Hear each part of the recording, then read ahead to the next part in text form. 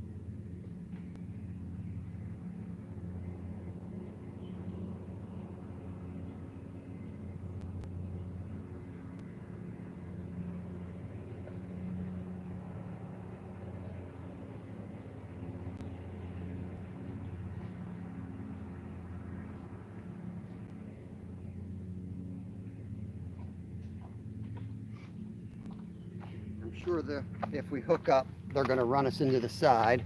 So hopefully you'll be able to see me uh, once I get into the water there. I think you will be able to. But I'll bring them up to show them off.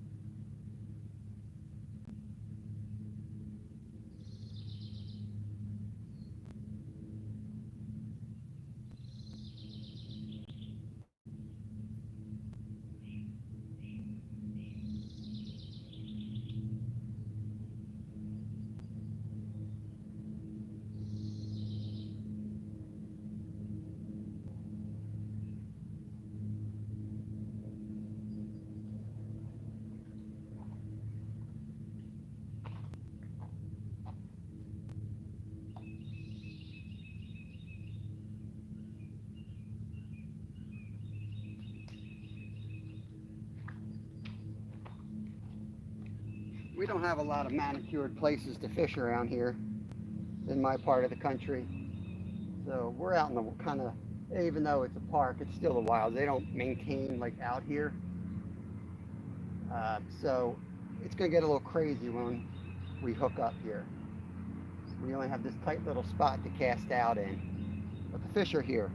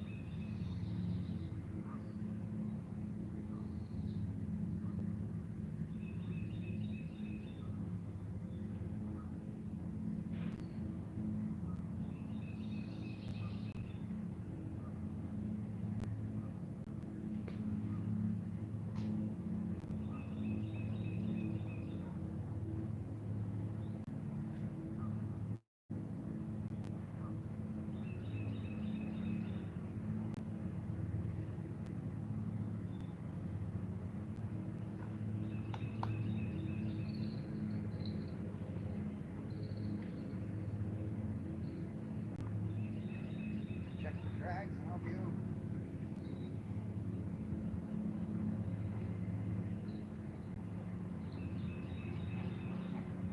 Got the drags real tight today, so I wouldn't be surprised if we break one off, but they're going to run us pretty good here. We don't have a lot of options. Got 6 people in here already. Welcome in. Try not to knock the camera over. I'm on a hammock today. It's too far in to carry a chair with me. Raptor Will's in. Marilyn, welcome. Welcome, welcome. A hammock would be appropriate for a day. Did you see the hammock? Were you in here? I've got the hammock. My Hawaiian shirt and my hammock. I'm going to be chilling. I've been doing a lot of garden work and patio work and all that junk, landscaping work around the house. So right now fishing is my relaxation. So I'm going to definitely be chilling out here if the fish let me. Champ is here. Welcome in, Stuart and Bulk. Awesome Shark members right there. Let's get some fish going here. Ooh, I'm gonna knock this over. Let me move you guys out just a little bit there. I did not pre-bait this area, but they are in close. In fact, I scared a bunch out when I walked in the water then. That might take a little while. Get them back in here.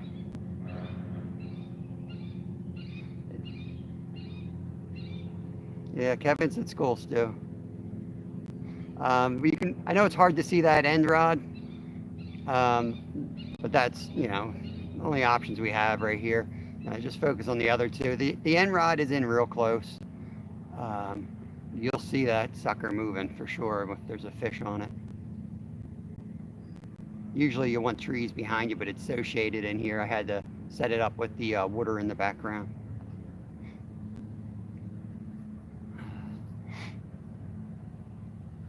Yeah, it's good. It'll, when we get a chance, do it. Chance, man. I'm trying to fish here. Come on, monsters.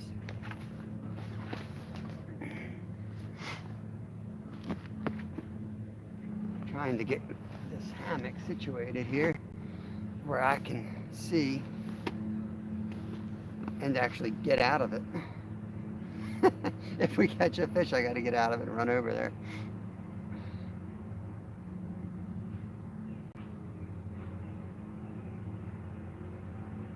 Hope everyone's having a good day. What are you guys up to today? How's that boat coming along, Chad?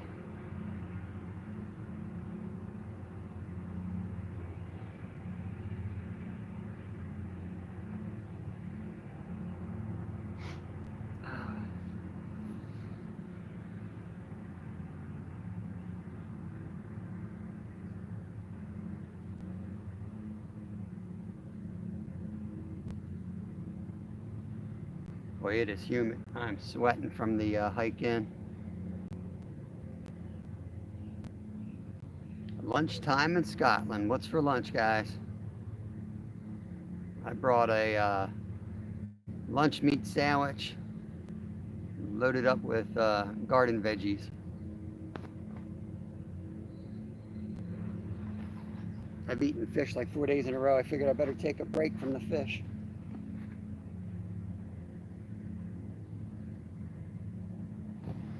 Maybe probably go for a walk with the dogs, with my old man. Nice, nice, nice. Sounds like a good day. Weather here is, it's going to be hot, but we're due for hot weather. I haven't turned the air conditioner on, so I can't complain. Oh my gosh. Yeah, my neighbor's working on the roof. That reminds me of, is it Bill Burr, the comedian? He has a whole bit about Oprah Winfrey and her saying that the hardest job on earth is being a mother. And he goes on this rant about, you know, he's a redhead. Thought being a redhead doing roofing in July was hard. It's a funny bit if you haven't seen it. But if you're easily offended, don't watch it. He offends everybody.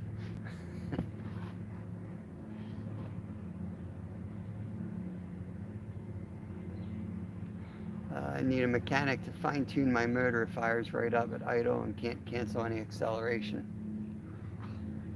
Well, I don't know who else is in this chat, but I certainly can't help you with that. I am not good with technology, motors. I think I was born in the wrong century.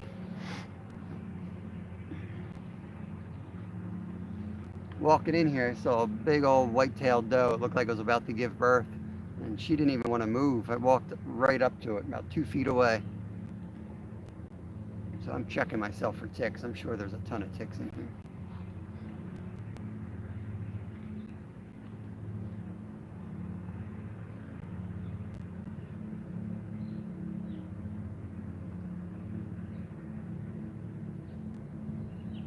Yeah, I'm sure Chad knows Dave's right around the corner. They're like a couple hours away. JCT, welcome in, new friend. Thanks for coming in.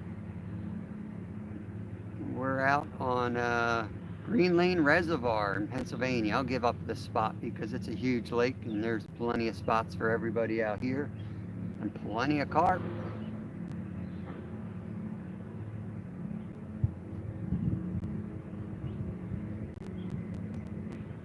Red-headed jeans, I'm often called a leprechaun because I'm short for a guy with the red beard. Yeah, yeah, the same way. If I grow my beard out, it's red. Well, it used to be. It might be a little grayer these days.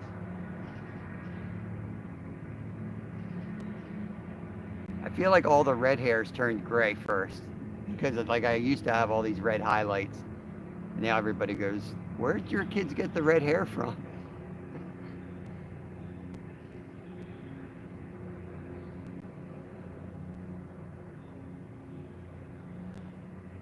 I'll probably stay live. I'll give it 3 hours thereabouts, and then now that the patio's completely poured and set, I want to start working on the gardens around it. We're building a cactus garden right behind the porch for Lyle, And then on the side is going to be more herbs. And I still need, I just did a couple more gardens in the side yard that I don't think I've showed anyone yet. And I still need one more garden for the pumpkins that I need to build, which is fine. We plant those around July, so I'm still on schedule for everything. Still have the pond project to do. When you have no money, projects take time. Just do what I can do, and they slowly come together.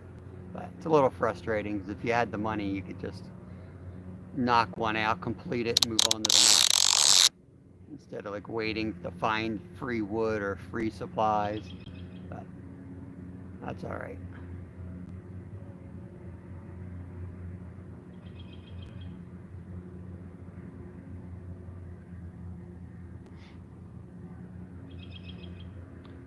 When I saw this spot, I said, man, this is a good spot for a hot day. So I'm hoping it's true. Surrounded by water, so it should get a nice cool breeze. And we're under a canopy of old pine trees. So that's it's a good spot to waste a few hours. Yep, fair skin goes along with that red hair. Stewart's waiting for the fish to hit before he lights the stream.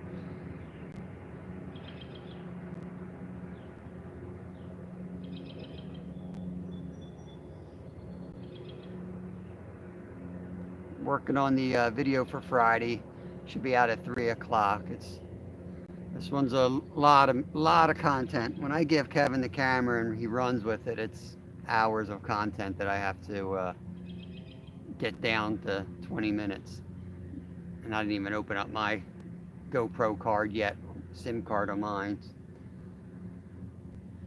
But we'll get it done. We'll have that out at 3 o'clock Friday. Guaranteed.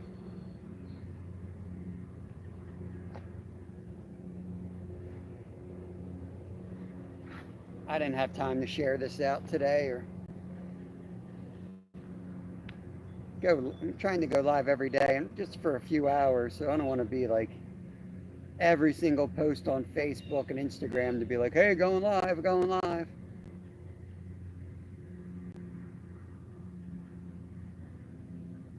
I'll be out here.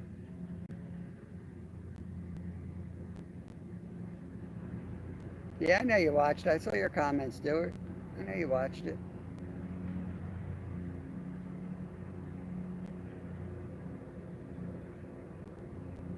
You won't even remember what he said, I guarantee it.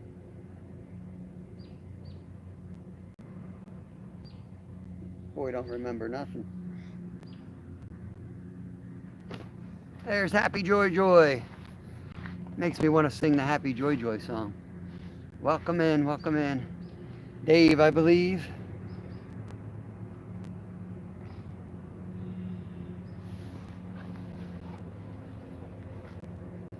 All right, the slippers are coming off, guys. Off go the slippers.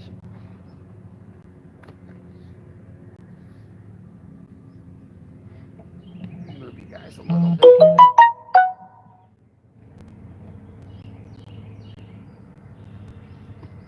Ooh, there's one in close right there. See the weights.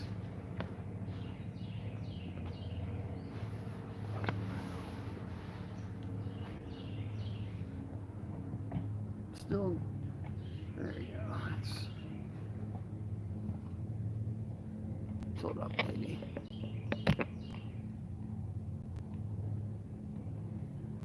Yeah, that looks good. We'll keep it like that. Got 10 thumbs up. Appreciate you guys.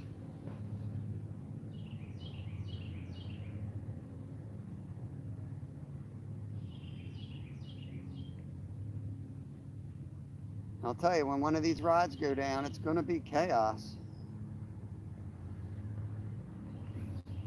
It's a tight little spot to get out. Please don't get angry for any drama that song may cause. Thanks, Stuart. Appreciate that, buddy.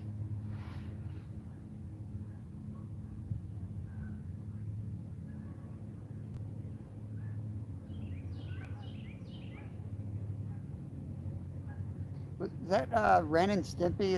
Am I correct in saying that's Ren and Stimpy?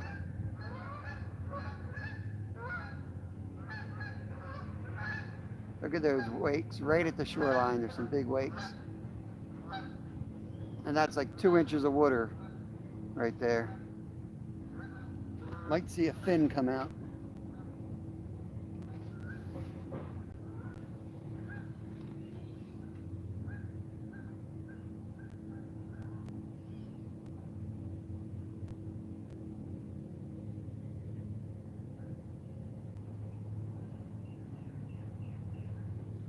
Tell you, the hammock works out if you can find trees. That's the only thing. If you don't have the trees spaced out correctly, you're kind of stuck carrying a chair.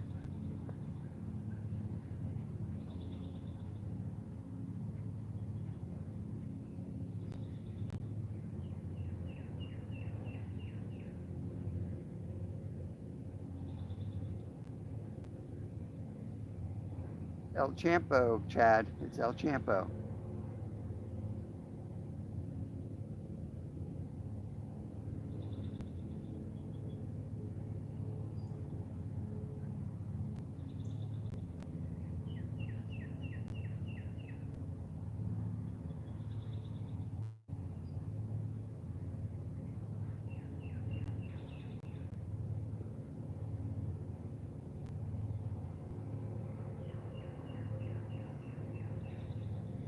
Stuart's dropping links, so if you don't have anyone in these in the chat, think about connecting over to them. Check out their content. You like what you see, hit the thumbs up, connect over to them, subscribe, and then watch a video and leave a comment. They may connect back to you. It's kind of how YouTube works if you're trying to grow your own channel.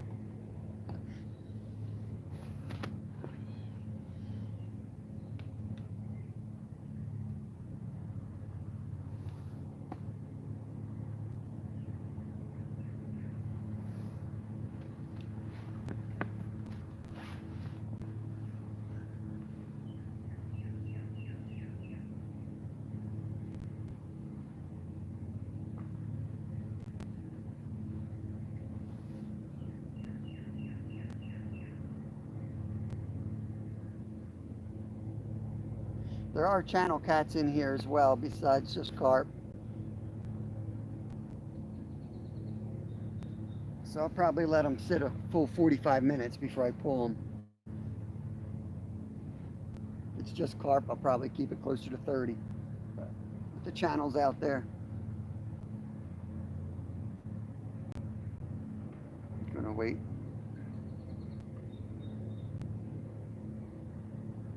Might even let it go a full hour just because that odd rod on the right. What do we got there? See that fin out there in the water?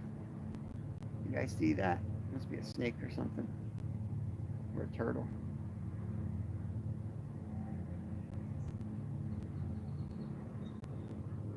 Whatever it is, it's set up right over the pack bait. It's swimming like a snake.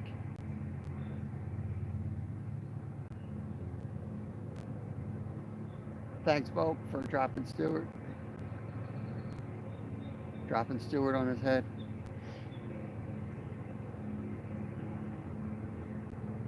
I thought about bringing the Vulcanator out, but there's probably just I don't think there's any huge channels in here. And I wanted to throw the 35-gram pack bait method feeder. So it's a little bit light for that setup. With the weather this week, the flatheads should start turning on, and then it's going to be, you're going to see a whole lot more flathead fishing from us between now and October.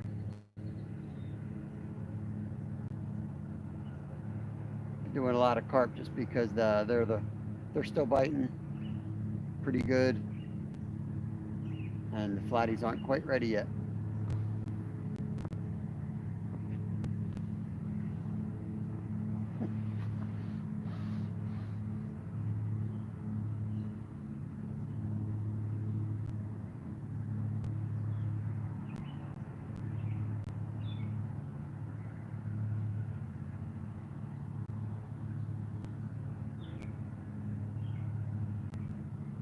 thinking of spending 3 months in Pennsylvania.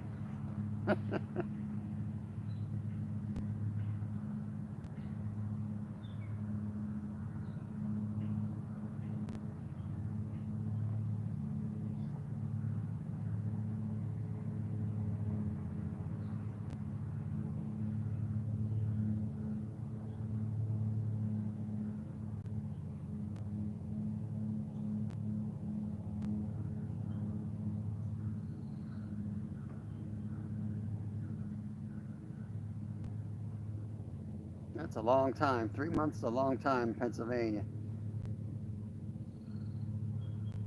It's a big country. You want to travel. Look up the youth hostels and free campgrounds and things like that. And you can move about the country pretty good for cheap if you do it right.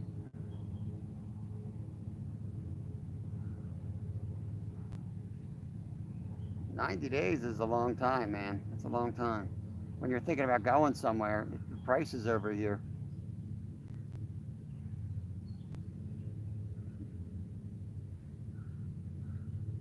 By the time you try to feed yourself each day, that's huge bills, man. Huge bills.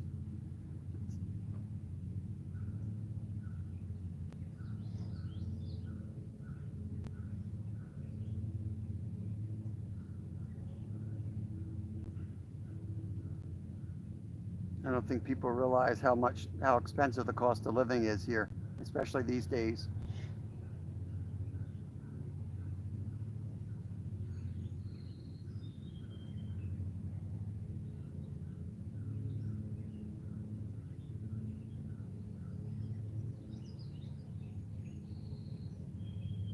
Very few people from the United States could afford to take a 90-day vacation. It's funny how that works out on like a global scale. Like, I know from Germany, I have friends in Germany. I spent a lot of time over there. It's a whole different culture, a whole different economy. That's one nice thing that I really liked about Germany is you can move around and easy public transportation. Public transportation is horrible here.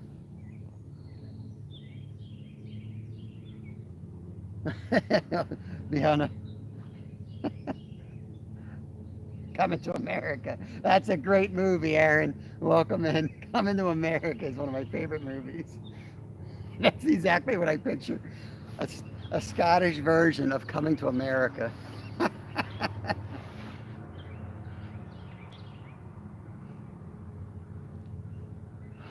He sing.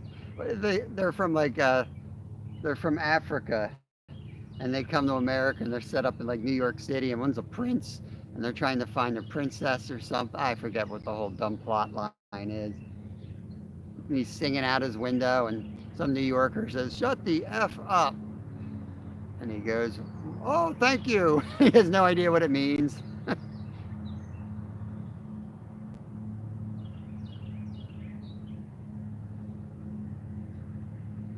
In New York, it's ridiculous here. Yep, yep.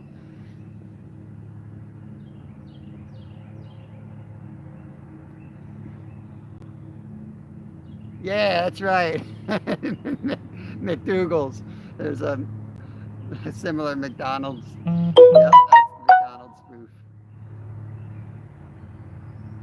Well, there's my buddy sending me Instagram notes. He's obviously not watching my live. Way to go, Nick. Way to go.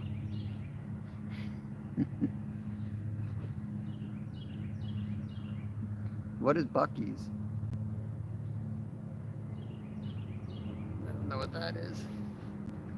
Maybe that's the down south thing.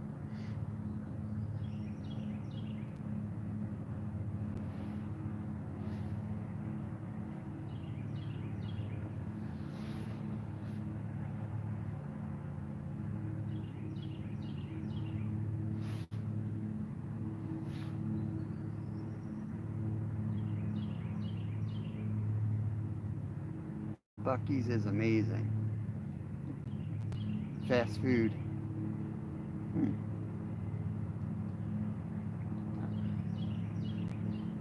Cracker Barrel, yeah, yeah.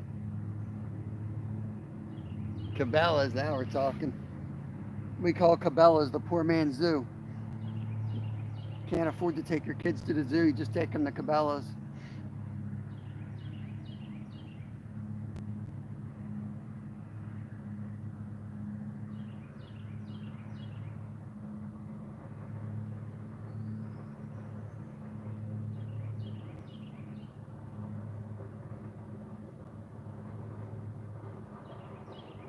Yeah.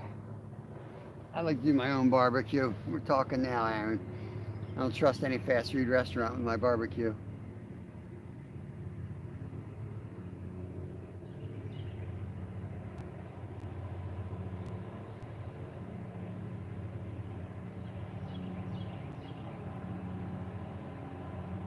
Yeah, I prefer homemade too.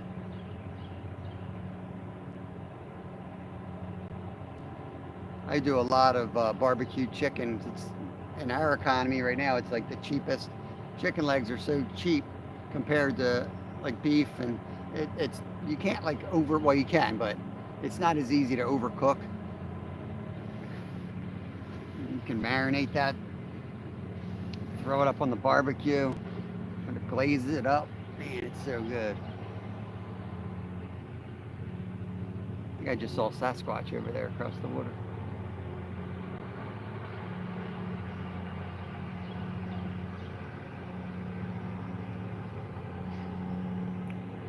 When I bring these rods in, I'm going to take one of them and cast over by me. There's another spot.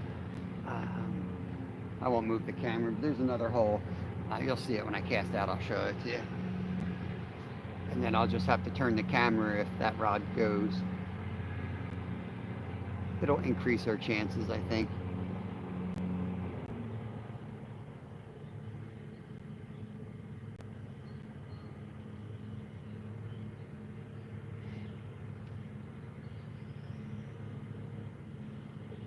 Oh man, I had a good lunch yesterday, that's right. Our live yesterday was a little hectic. It was one of those biking, fishing lives, and rode up. Um, Finally found a nice brown trout, gutted it, filleted it in the creek live, and then went home and cooked it live. Nice way to spend the day. Today's my run day, so I'll get the live in like 3 hours. I gotta go do a quick run, do my workout, and then work on the gardens. That's my plan for today.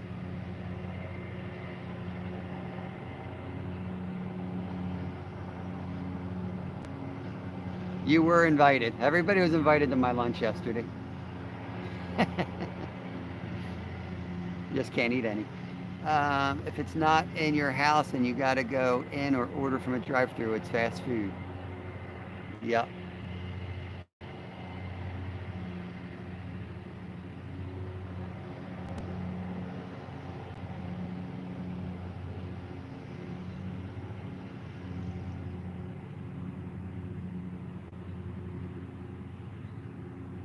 We've always eaten well. That's one thing I hated when we both were working full-time jobs, is trying to like cook real food. I'm just not into eating out. If I'm going to eat out, it's going to be very rare and it's going to be a very expensive place.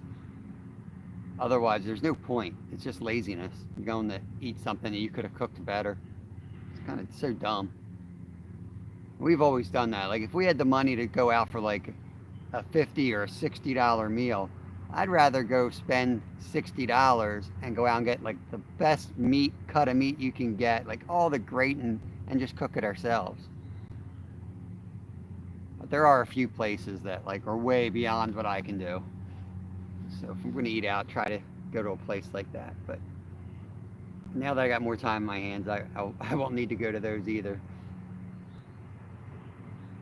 Right now I got a venison roast in the crock pot. We're gonna pull that out for sandwiches tonight, roast beef sandwiches basically. And I've got it cooking in a squirrel stew broth, so it's at a mushroom reduced sauce on top. It's gonna be pretty killer, I think. All those things just take time.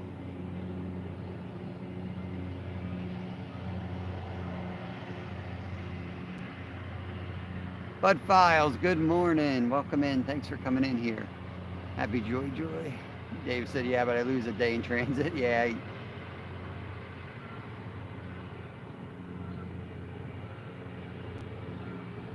They might not let him back, Aaron. Stewie might not go back to Scotland when he gets to America. I just had my neighbor 3 doors down. Her son-in-law just moved to the U.S.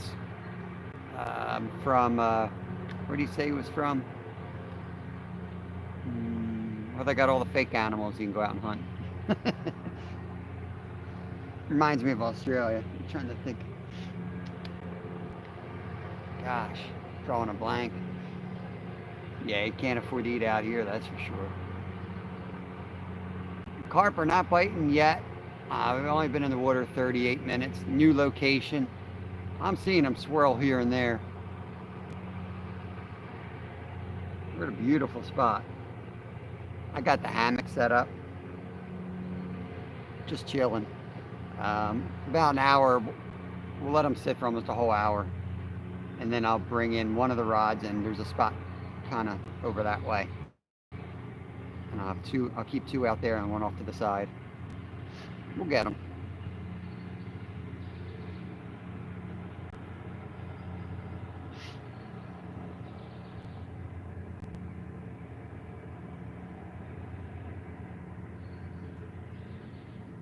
It really sucks after that. I've noticed a huge difference before and after the whole epidemic. The quality of the food, the quality of the workers, everything just sucks. Just sucks. It ruined our country. I mean, I don't say that lightly. It ruined a whole generation. The kids that are my kids' ages that were really damaged by it, mentally, physically, mostly mentally. But I won't go too much on a live into that. Don't get me started. Keith Doc, welcome in, buddy. Great member right there. King of first comments on videos.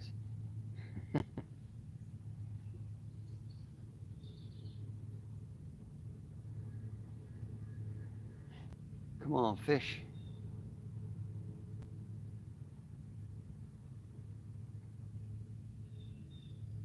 Smaller portion size. I saw a funny meme the other day, or a funny video. I think it popped up on my YouTube feed. It was like how to make a McDonald's burger. That was pretty hilarious. He starts with like this bun and then puts the patty like off center, and then even more off center is the pickles, and they're all on top of each other. Then the ketchup's like right on the wrapping paper. It was hilarious. So true.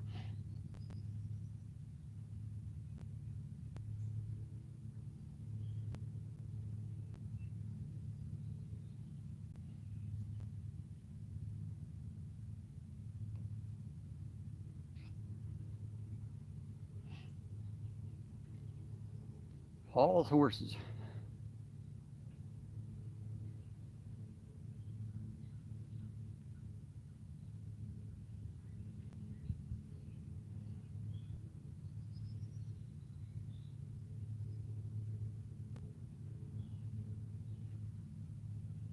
Unless we slam, um, unless we slam the carp today here, we're gonna keep moving spots. I just want to keep moving and traveling and see if we can find something really cool and special. It's gonna be my approach. A whole lot of carp fishing, different location every day, about 3 hours. There's another spot on this reservoir we might. Well, there's actually two spots, but I mean the one spot's like almost 8 miles from here. It's a pretty big body of water.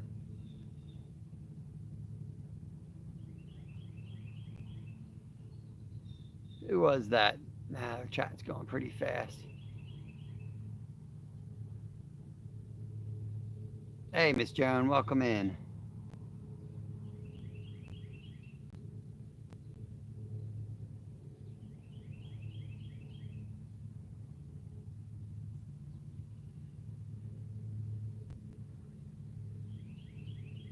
As a foreman, COVID, yep, yep, screwed things up significantly. Yep, you would know for sure.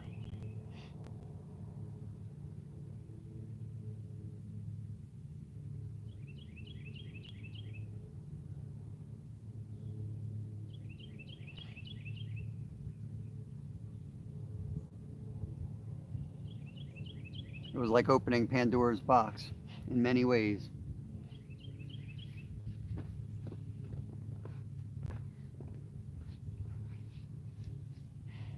43 minutes. We're going to give it the full hour and then we're going to move one rod off to the side.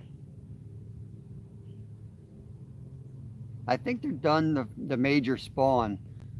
Kevin and I were out fishing last night. We slammed them pretty good last night, but we noticed the water was all clear on the sides. We caught 12 last night on the lower lake, where we keep getting skunked during the day.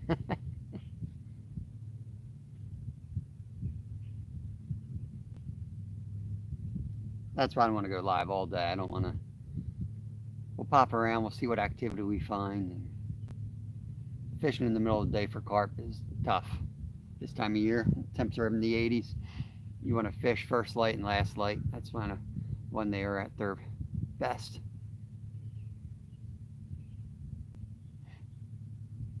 Yeah, I don't want to talk too much about it, Aaron. YouTube goes crazy with that. They go crazy on that crap.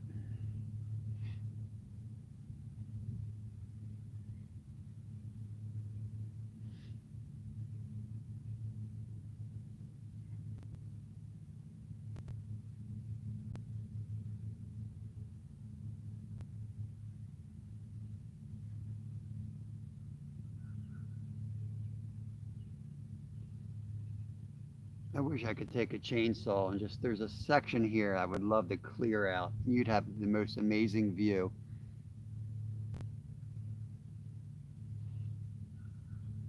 You guys are on a little inlet here, but to the other side, over there.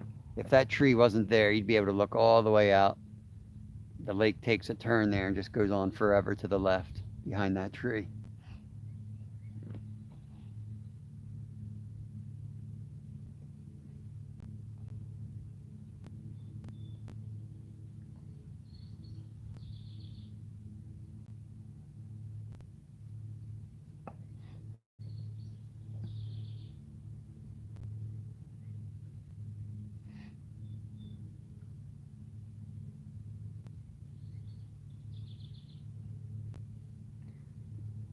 No, I didn't hear that, Aaron. What did it have? The chronic wasting disease?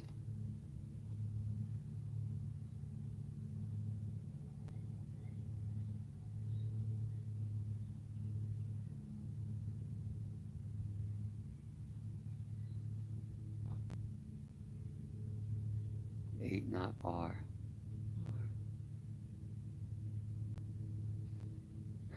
Yeah, I know you meant eight.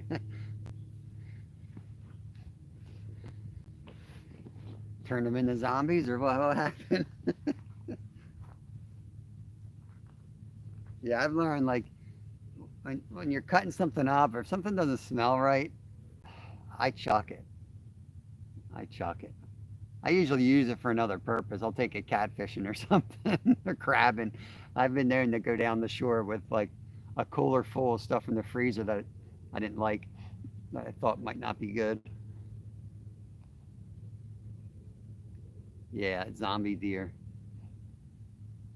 Well, I'll bet you a large part of that is people feeding them. You know, they set up these feeders, and there's all kinds of in Pennsylvania. There's rules based on like how long you can shoot the corn out and all that stuff, and it's so that they you don't have 50 deer eating out of one pile.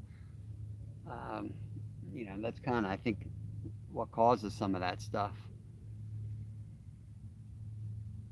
around us. So many people feed them. I don't think it matters. They just go feeder to feeder, but in some of these places, I think they just come in with like a load of corn and just make a pile out in the field.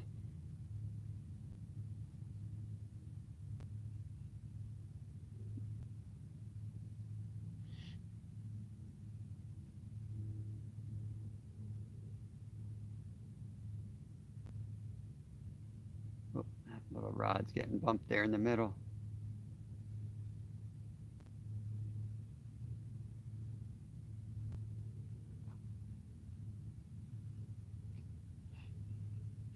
Yeah, a lot of people did. A lot of people did die from it. You can't, say it never happened. A lot of people did die from it.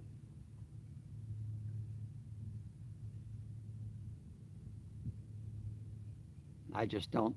I don't like how it started, the lies that were told about it, and the way it was dealt with, and why those things.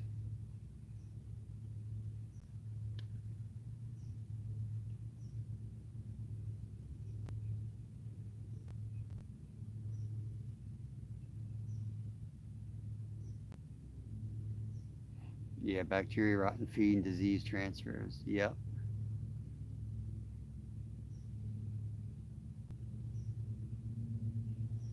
Same, Aaron. Same, man.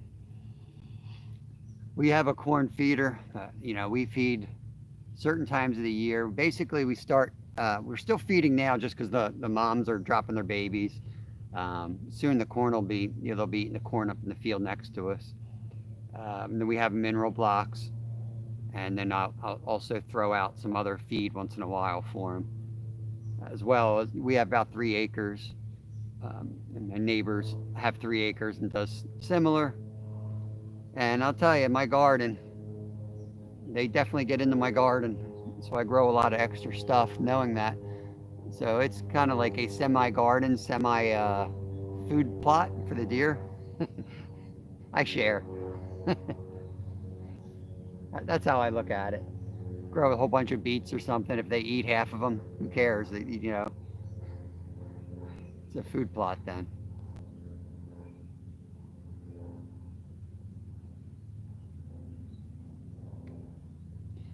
You should. Stuart said you should do a video of your freezer with 2 hungry kids. Dude, that freezer's almost empty already, man. Freezer is almost empty. We have whole deer legs in there. Right now, I think I showed Stuart my freezer one time. Two whole deer legs in there to take up like the entire freezer, and just like a huge bag of chunked meat that we cut off another deer.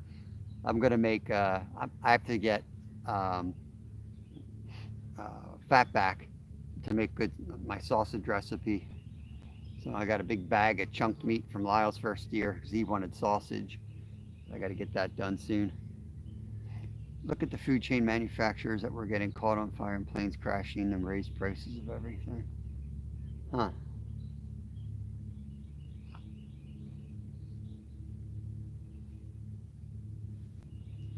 Yeah, the roast I got in the pot right now, that'll feed us for 3 days. I think I was gonna do like hot roast beef sandwiches, but I think I'm gonna try to make them like a Mexican. Once I pull them off, I'm gonna hit them with some Mexican spices. So I got lime juice. I got an avocado that's ripe. I got onion. I got fresh tomato. Some fresh lettuce from the garden. I got cilantro from the garden. I think I can mix all that up. Throw that on, make like a taco out of it tonight, and then use some for roast beef tomorrow.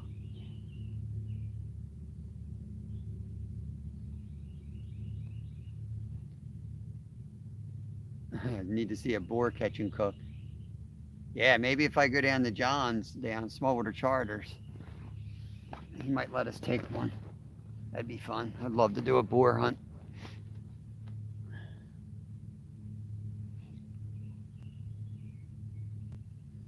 Yeah, JCT, where are you from again? You had said something about Alaska, but then I think I heard Georgia somewhere too.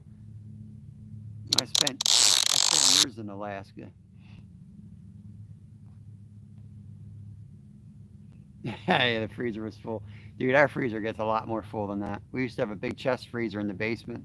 It died. I got to get another one, really. I try not to keep too much because then I stress out when we get the storms and power outages, which we do get. We get a lot of them. Hurricane Sandy, we were out 17 days, I think it was, without power. It was crazy. And at that point, you're spending so much on propane and trying to keep everything running, that it's not really worth it, you know. We keep a couple in the freezer and it'll get us through. If we, you know, you got to rotate your stock once in a while, add some fresh fish into it, and sometimes pull the old fish out and freeze the new stuff.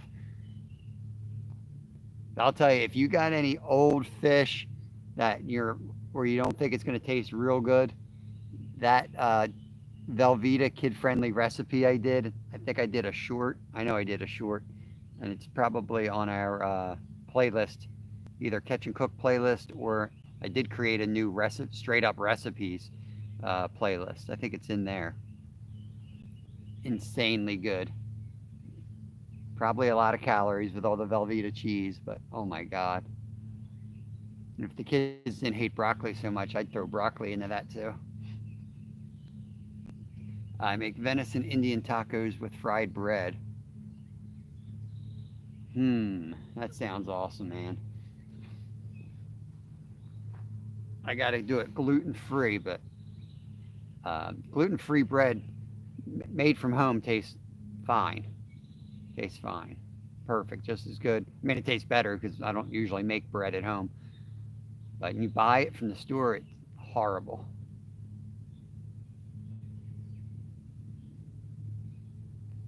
I need to start making more loaves of gluten free bread.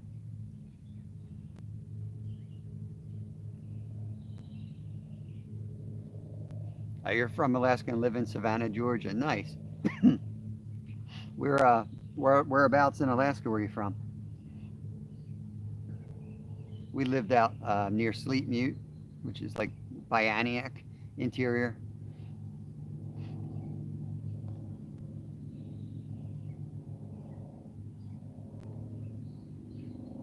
That's a big difference, big culture difference too. Yeah. Might as well just move to Scotland while you're at it. That's a pretty big move. Bill Reddick, welcome in. Turn this camera a little bit more here.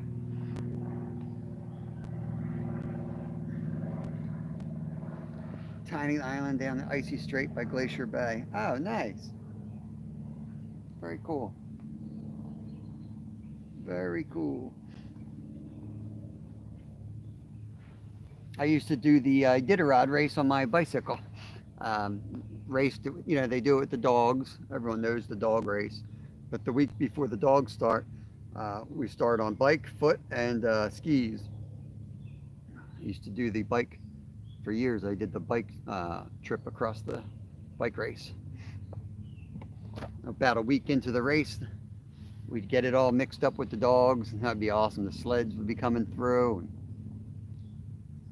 used to. Now we're the bikes are so darn fast now. The technology that most of the folks are finishing before the dogs even come through.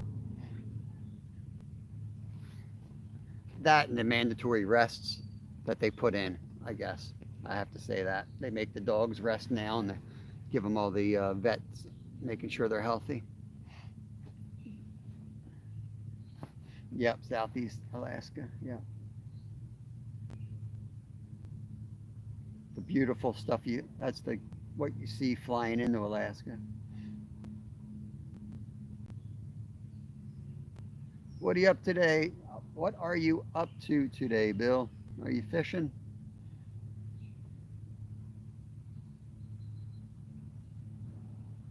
I know. The weather's not. We get some crazy weather, but you get crazy weather everywhere. Oh, rod all the way to the end just got tapped. It might go. It might go, guys. The one you can hardly see, but you'll see when I go running over to it. That water's, you know, that rod is about 10 feet out. Stationed in Alaska Army said it was absolutely beautiful. Yeah, it's almost painfully beautiful. When I ride my bike up, when I would be out there riding in dead of winter on the trail, it was almost painfully beautiful. You're looking out at it, and it's like riding on the moon. You know, it's like that was the best I could describe it. The sun might not mean anything to other people, but that's what it felt like every time I was out there. racing out the Nome. I felt like I was on the moon. It's just such a foreign landscape, alien landscape.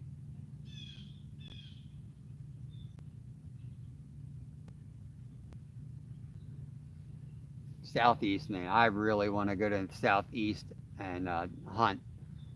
Do like the ptarmigan hunts, anything up in those valleys, climbing up and down those mountains before I get too old. That's like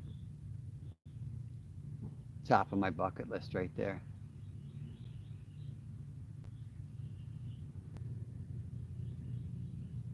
It's hard to explain to people like untouched land. Like everything in the US now and definitely in Europe has been worked at one point in time. It's tame, but just to walk 10 feet, when we started developing our property, just to walk 10 feet was like the ground's just not level. Like you fall in a hole that's 8 feet deep. Like it's crazy. It's just crazy. We don't like the cruise ships. They dump in our water. Yeah, I'm sure. Yeah. Resting up after a long trip. Oh, where were you at, Bill? What was your adventure to? There's John, Smallwater Charters. Welcome in. Said the glaciers were as beautiful blue as a pretty girl's eyes. Yeah, the glaciers, the crevices and reflect the light. I don't know if you guys hear that big old bullfrog. Best thing about America is Alaska and Pennsylvania and Texas. And Florida. Don't forget Florida, Stuart.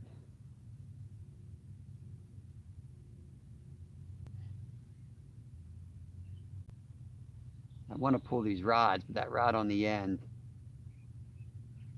had a pretty good tap there. I don't know to go pull that and move it or not. Nice private boat is better. Oh, yeah. Yep. Pain pills are no joke, Dave.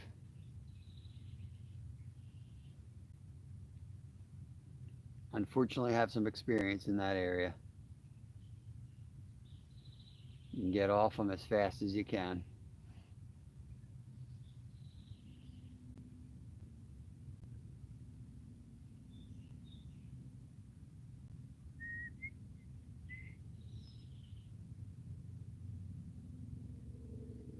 Wild hog hunting.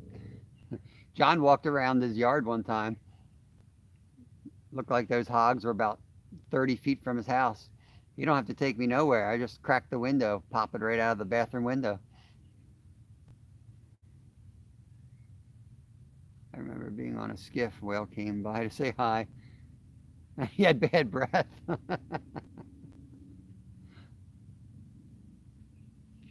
Heartbroken.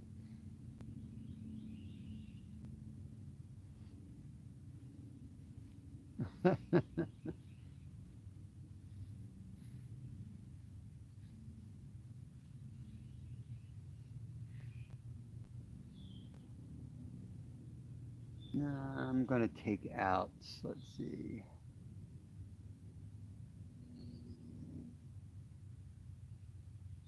I think I'll move the big rod over here. Yeah. I'm going to move a rod. The one on the end, I'm going to move. You can hardly see it there anyway. Oh, let me get up.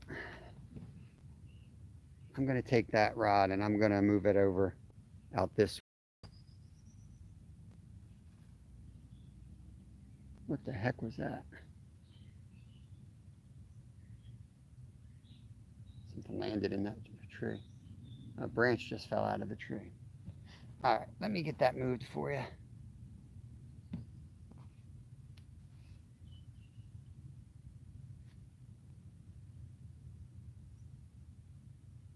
Did the canneries from Aleutians to the Florida Keys.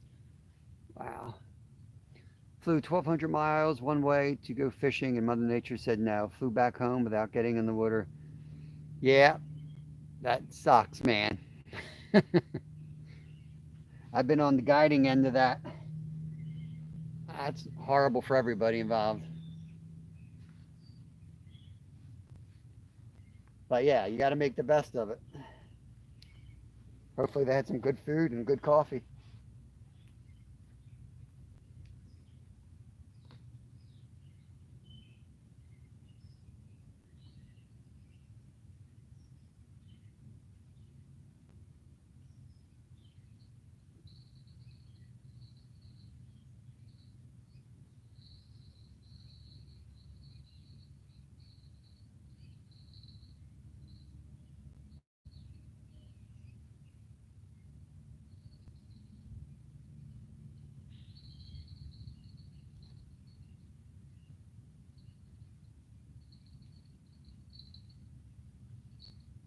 Yeah, I wish you could camp out here. I would set up here all night.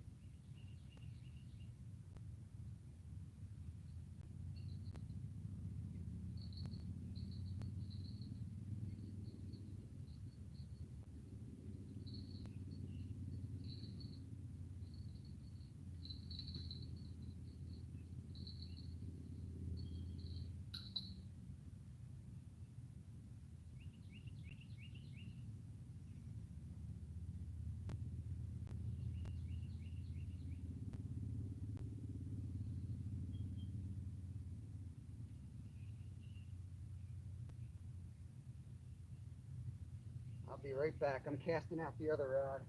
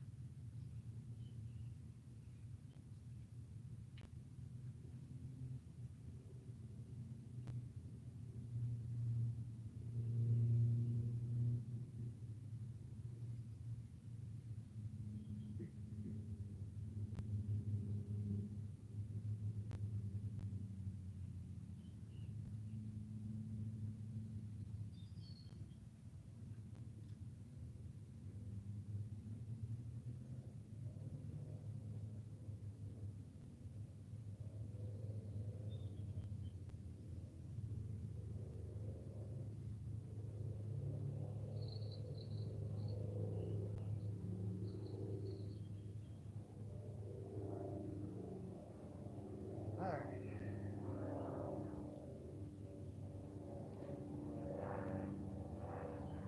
Let's get these guys recasted.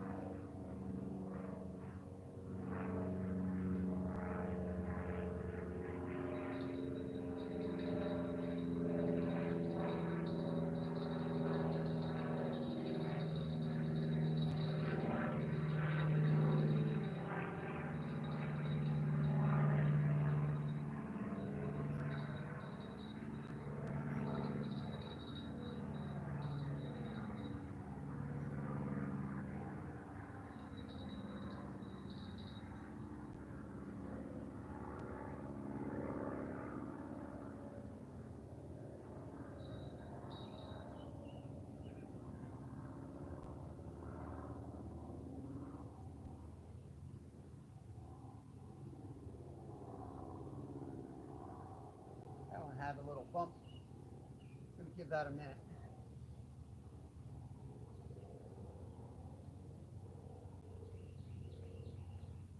Sometimes you reel one in, the other rod gets hit. Something about the motion in the water triggers a strike. I'm gonna give that a minute before I recast.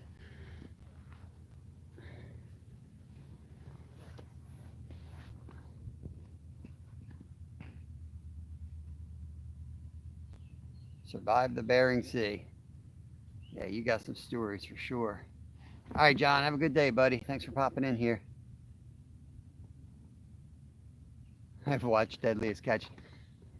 I can't stand those shows.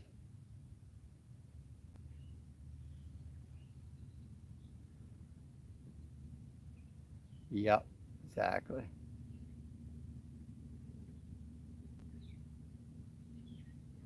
Yeah, West Virginia is an awesome place.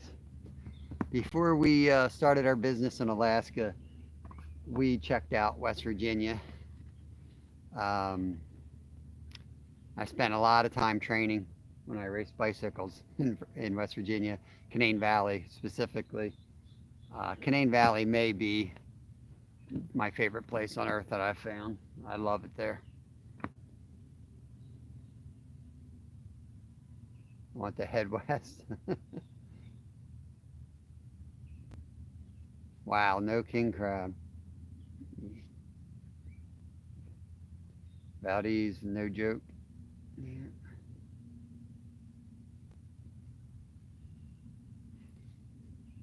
Dip your feet in the water, come up belly first. Hey, Raptor Bill, Raptor Will, welcome back. Just after 1, better get some sleep. All right, thanks for coming in here, Dave. Have a great night. Yeah, Canaan Valley, beautiful, beautiful. That was like our training grounds. We were centered out of Davis, West Virginia, right in downtown Davis, West Virginia.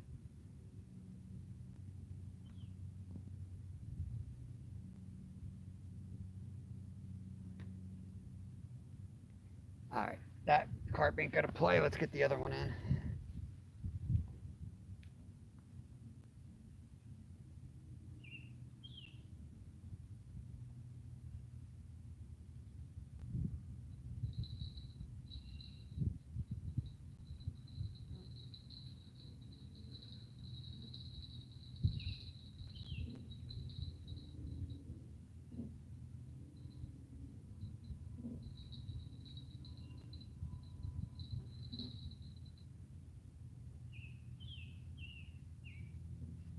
That one got stripped.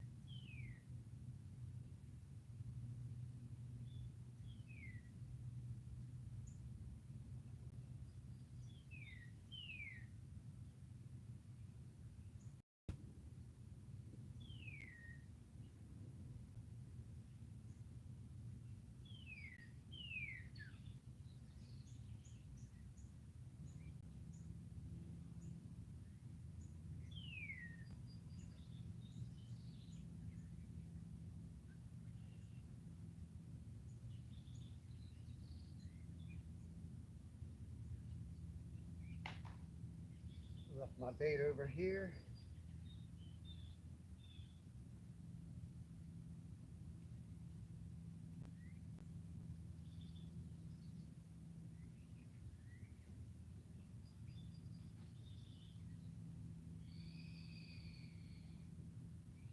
Of course, the beautiful spot's not going to have any fish. You know, this is like the perfect place to fish. Amazing spot. And watch, we'll get skunked.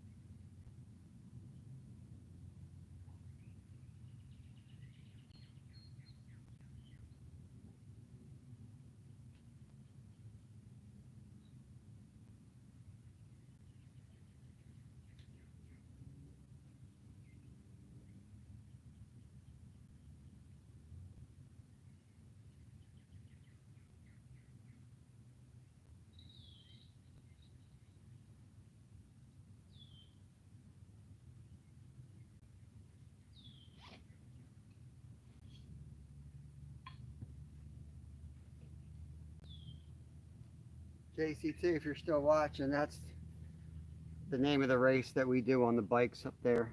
Iditarod Trail Invitational.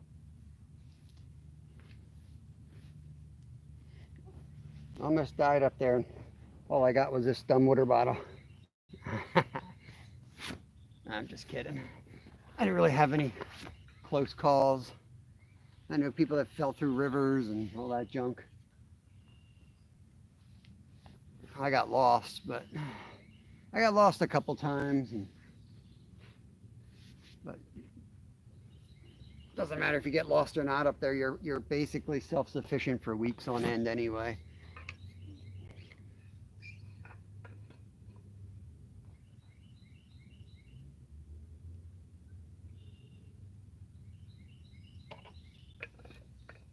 What's up, Mark? The legend right there. There's Mark, NJ Maniac. What's going on, buddy?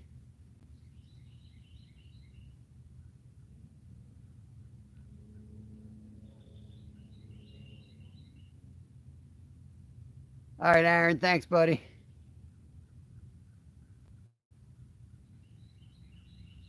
I got way behind. Oh boy. Yeah, carp aren't biting. This is a new spot. It's a little shallow, so I walk out as far as I can. They're up here though. They're right up on the edges, but you know, those are probably spawners. And the main spawn here was like a week and a half ago. They were nuts in here, and the water was all cloudy. So the water's kind of cleared out. So I think most of them are done. So I thought maybe they would hang around here, but maybe not. Maybe they already shot out to the deeper water. Tomorrow we're going to head up off that side of this land, but up that way out towards the main lake.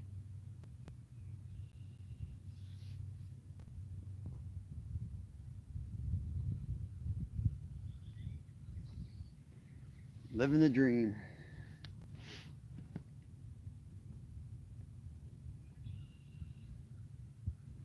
Staring at rods.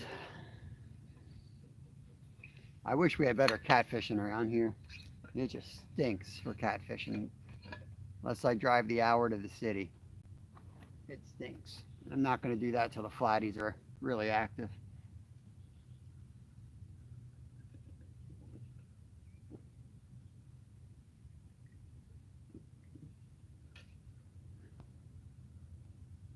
Don Johnson, good morning, buddy. What's going on?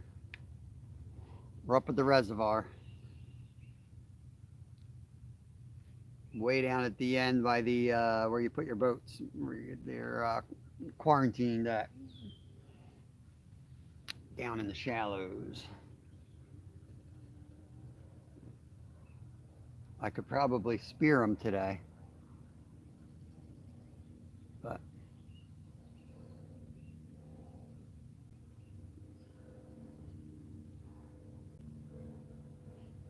I touched one last night. I told Kevin there was one right under us. We were fishing on this bank,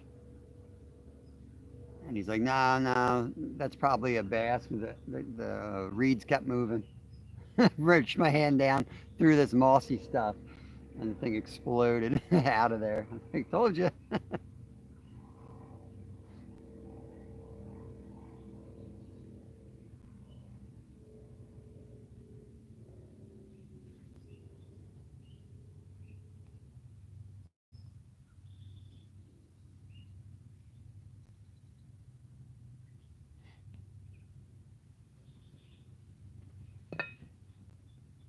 Stuart, why don't you go carp fishing? I never see you carp fish. You have carp there? I thought Scotland was like good carp land.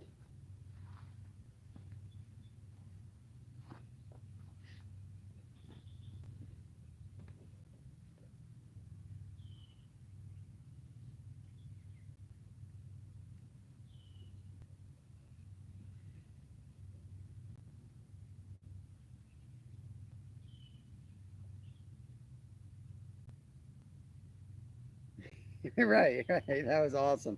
That was awesome.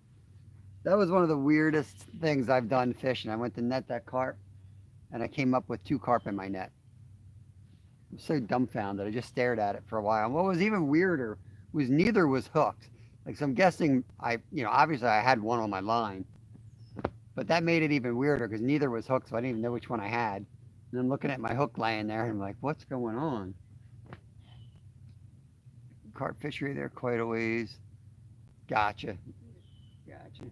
Yeah, we got some pay to fish places around us, but I'm not really feeling like driving over there and paying money to catch carp.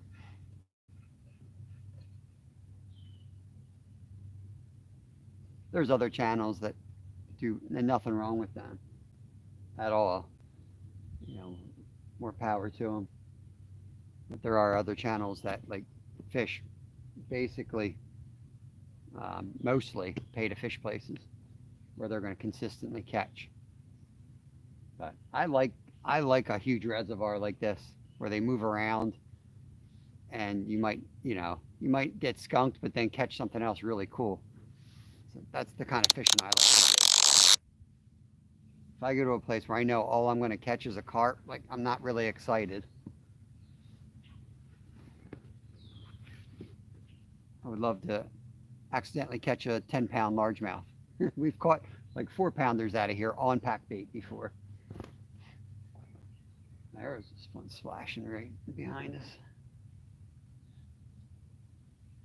He's between us and the bait. Maybe he'll decide to go over there and get a bite.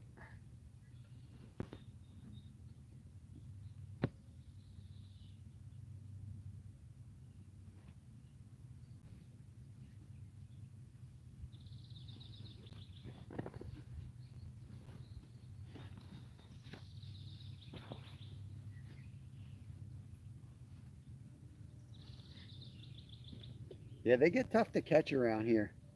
Everyone that I knows that goes out carp fishing, and they tend to go out all day, and they might get one or two, and they're out here all day.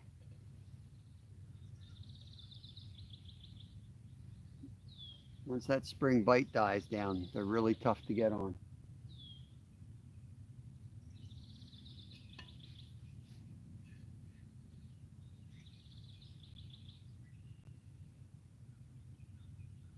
Thought about going down to the creek, but I just wanted to hit new water.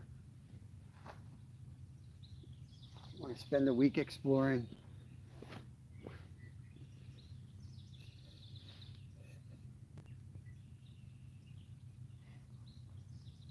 Thank you for dropping some of those links there, Stuart.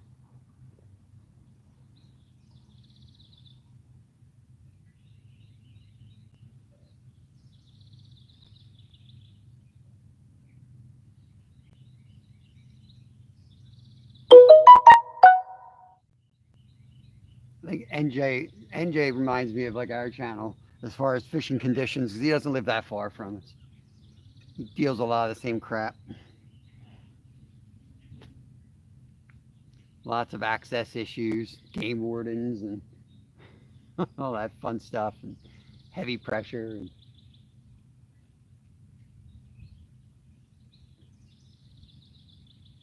it comes with this territory of this area, I guess, in the mid-Atlantic states.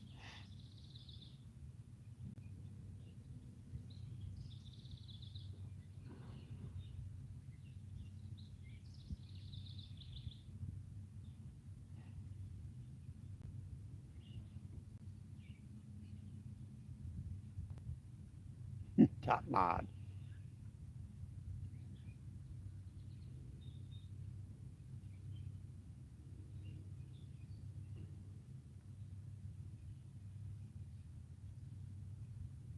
All right, JCT. Thank you for coming in. Nice chatting with you today. Be well.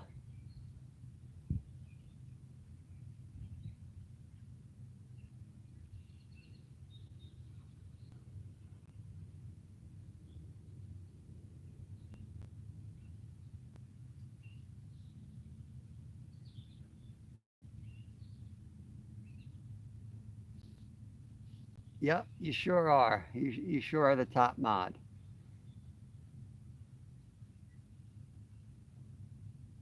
You can't have the OG roll. Somebody already got the OG roll, so you can have the top mod roll.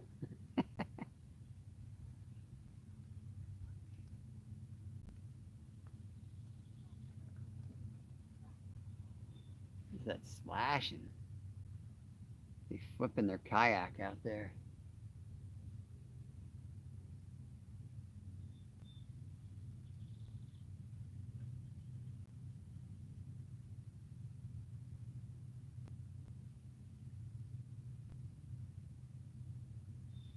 Hmm.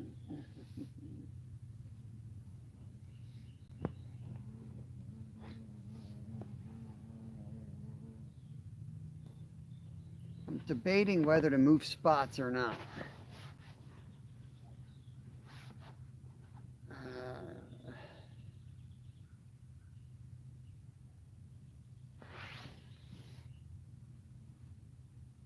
Awesome, awesome.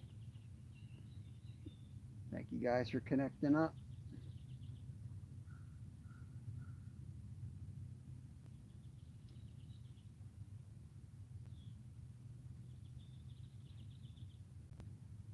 Yep, Chad is El Presidente of anything. That's right.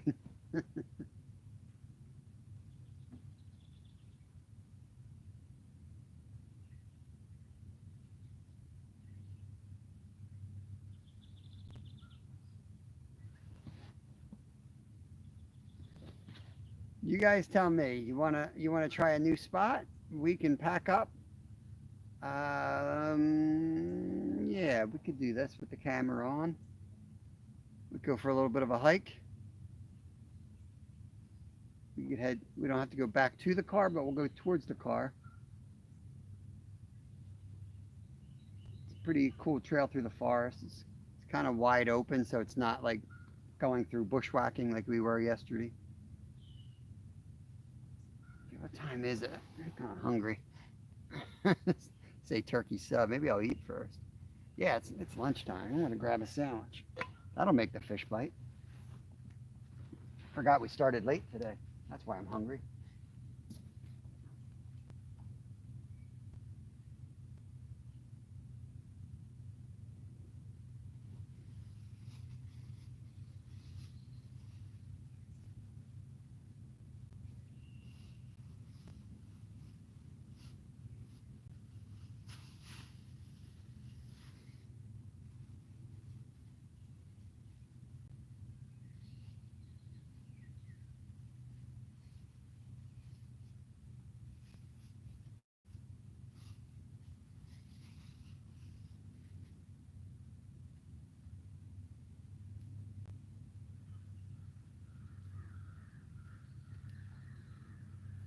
Sandwich time.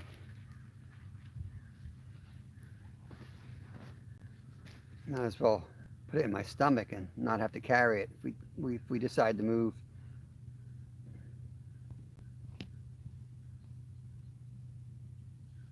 Yeah, I agree, Stuart. I'm in favor of moving. This, this spot's a little shallower than I like. I wanted to give it a shot because everyone always tells me, fish the shallows. Why don't you fish the shallows? Or the margins, whatever you guys over there call it. You just never catch them when they're up on the shallows. I just feel like they're not feeding on the shallows.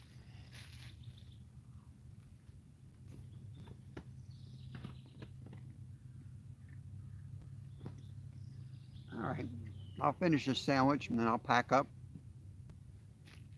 I'll leave the rods out, which will last. It won't take me long, 5 minutes. I should be packed up. I brought the big backpack, which made my life a lot easier today. I only have to carry the 3 rods and the landing net.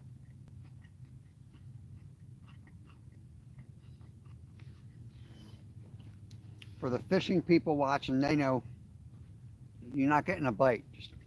Just get a sandwich out. Start eating something or go to the bathroom and your pole will go.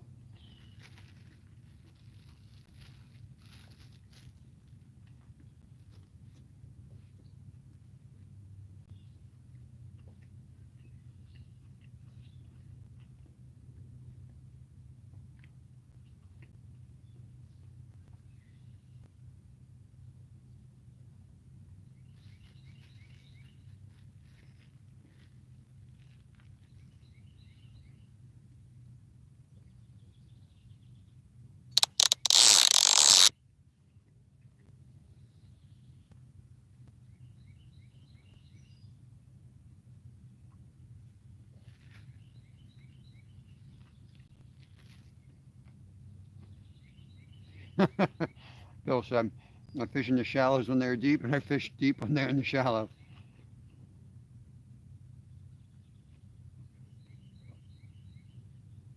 You know what's going to happen? We're going to pack up, and then the rod will go down, and then we won't know to leave or not.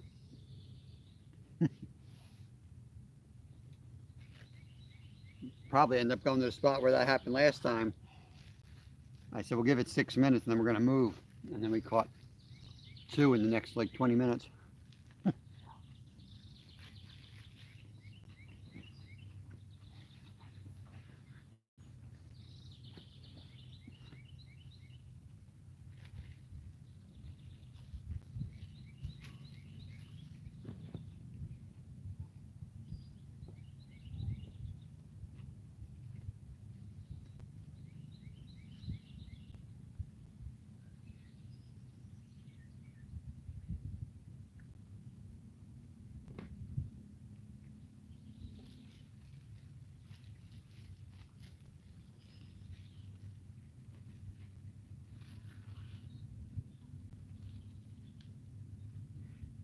This is the first year I grew my own onions. Man, things are amazing.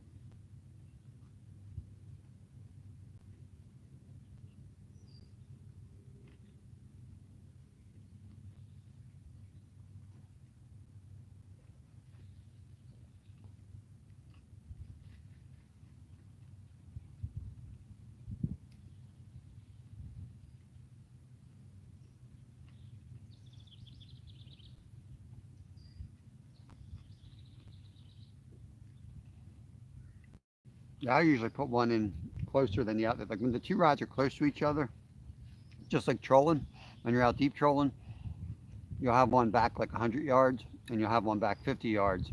So either one hooks up, you can fight. They won't interfere with each other. Plus, you're covering more water. I do kind of the same thing, except for a couple spots on the creek, just because I know they'll never be in the shallows there. They're always out in the deep side.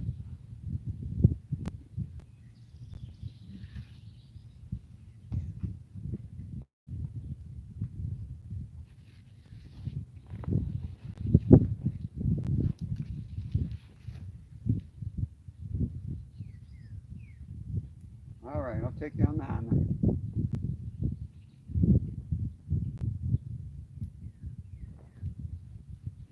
Thought these fish would bite here. I found the perfect spot to come set a hammock up and fish. Of course, they don't participate.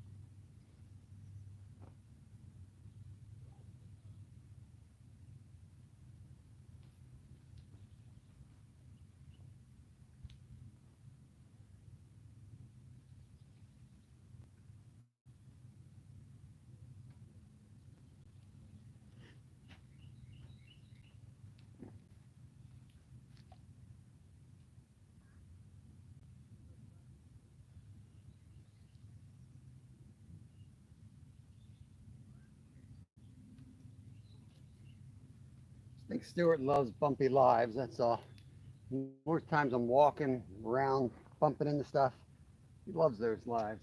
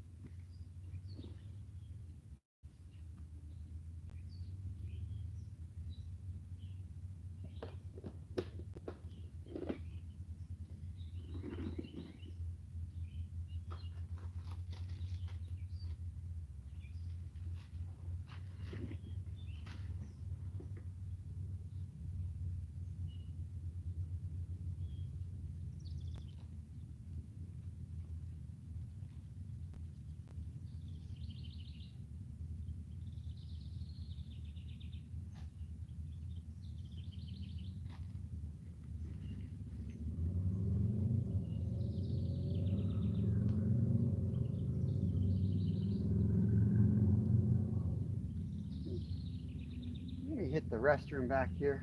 We'll finish packing up and we'll get out to a new spot.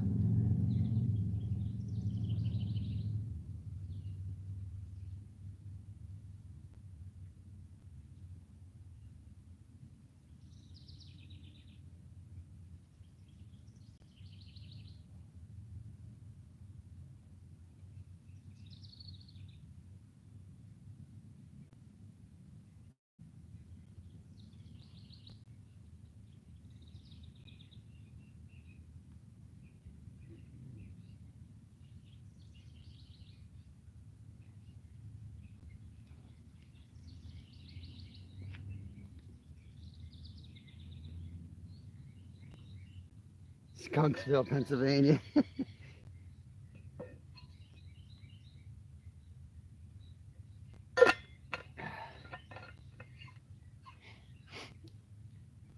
Typically, it does take 2-3 hours for them to come in from all the channels I watch in the Mid-Atlantic area. It's not like a pay to fish place where they're in one spot. You got to pull them out from the large body of water to get them into the cove that you're fishing. You do have to be patient, but this time I do agree with you. I don't like this spot for fishing.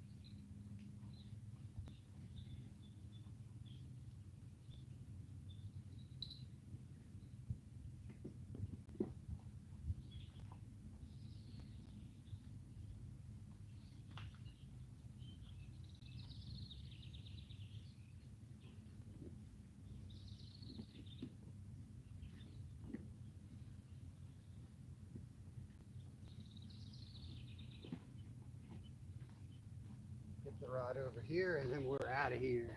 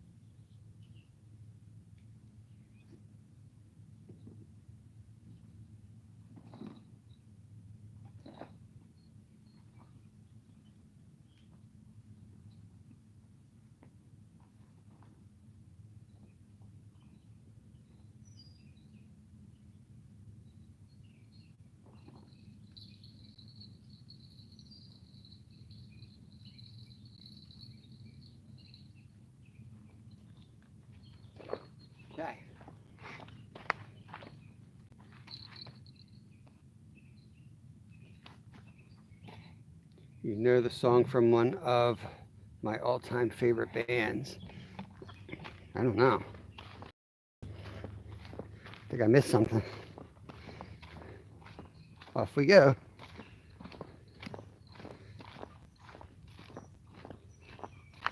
Right there.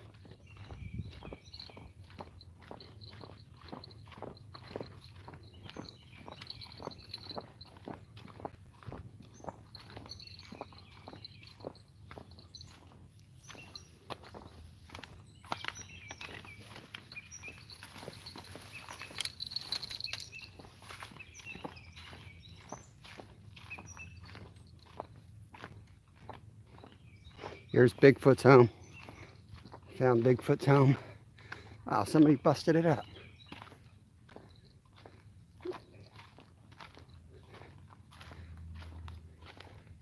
Jeez, people are so dumb. Why do they have to wreck that stuff?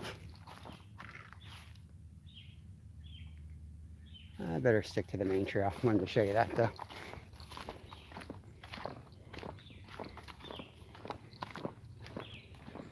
I do not want to bushwhack.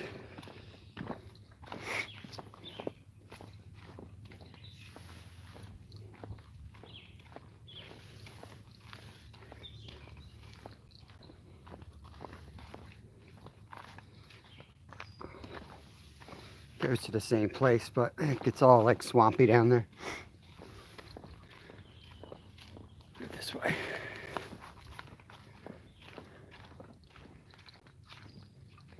Oh, I missed that.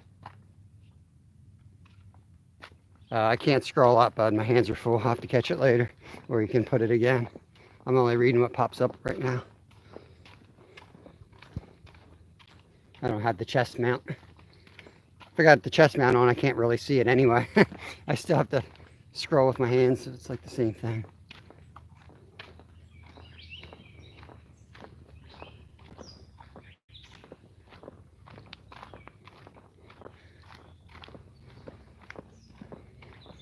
Beautiful trail though. Oh, squirrely.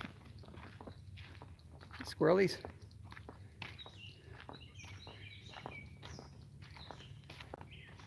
All the little baby squirrels are out this time of year.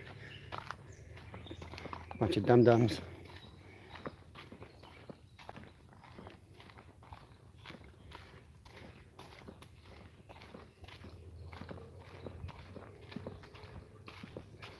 Oh, is it I Want to Be a Rock Star, Stuart? Did I get it right?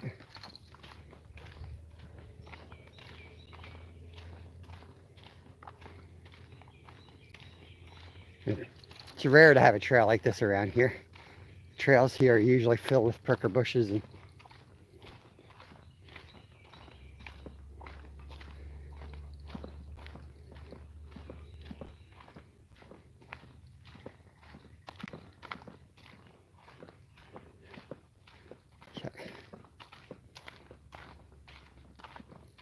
boy, it's hot in here. There's no breeze.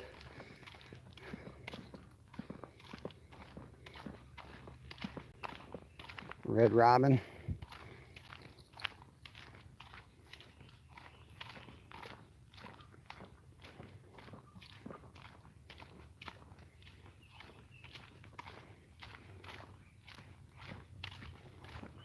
Told you it was a hike, guys. Told you it was a hike.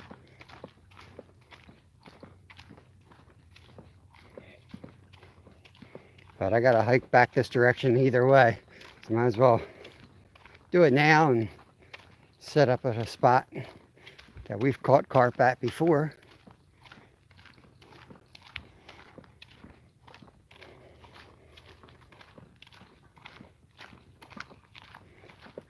I think I'd get tired of fishing like a pay lake where you just set up and fish the same spot. Or any like there's like semi-access areas where you have a dock to fish at. I know the fish move around. You don't always have to move around, but I like to move around too. It's just, you might find like a, cool plant or something, or, morel mushrooms or something. It's more of an adventure, and it's great exercise, so I don't mind these trips.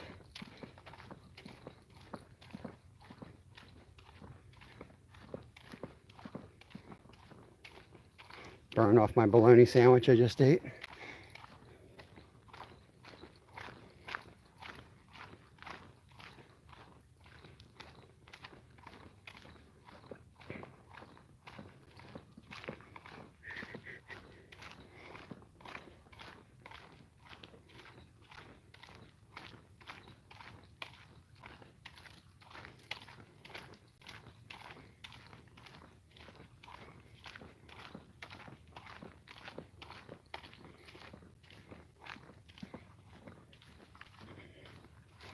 Oh, let's go right down the middle.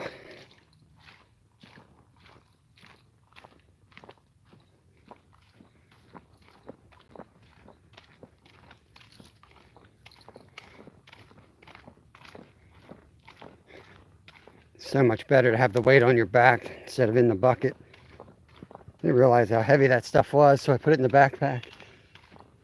We go fishing sometimes on the weekends and not knowing what we're really going to target, we carry a lot of stuff.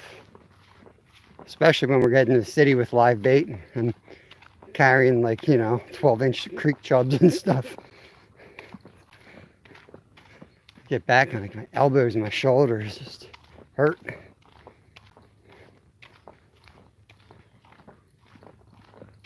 Kevin thinks I'm joking. I'm like, I have to exercise. I got to work out. Like, because I'm getting older, you start breaking down if you don't really take care of yourself. Everyone thinks it's like, funny or whatever. Like, hey, I fish. That keeps me in shape. No, it doesn't. It won't keep you in shape. You need to do exercise. You need to get your heart rate up in a zone and keep it there for an hour a day. Instead, they'll tell me about their Uncle Ted who eats bacon for breakfast, lunch, and dinner and lived to 102.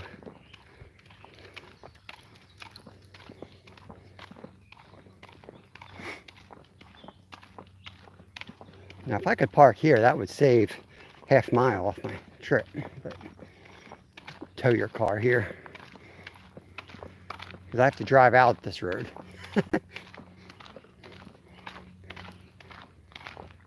You can see some water over there.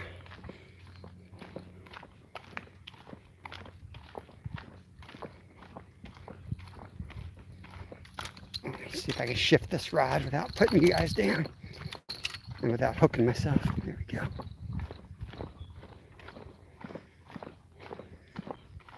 Okay. I'll stay in the shade.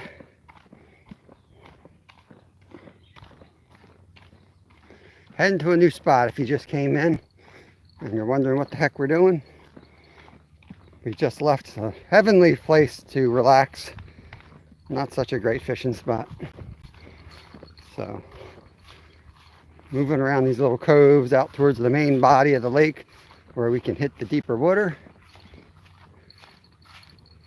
And see if we can get on something here.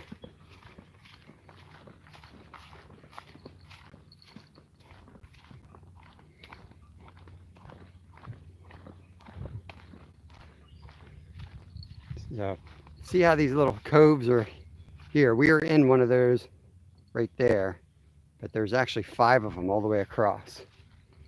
And they'll be right in here. They'll be right in these, guaranteed. But good luck trying to catch them. Let's go out to the deeper water.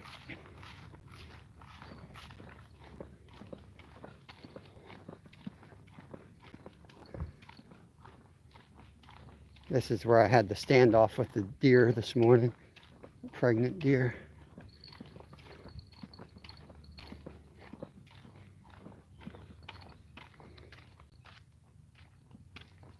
Oh, no worries. Welcome back, Joan. I think that was Joan.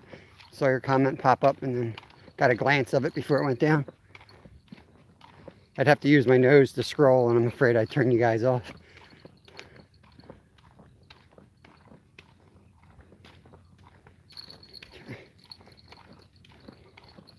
Looking for spots along here. I know it's about 8 feet here. Here's my car.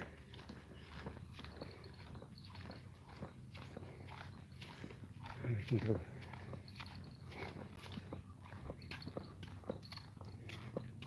gardener snake across the path.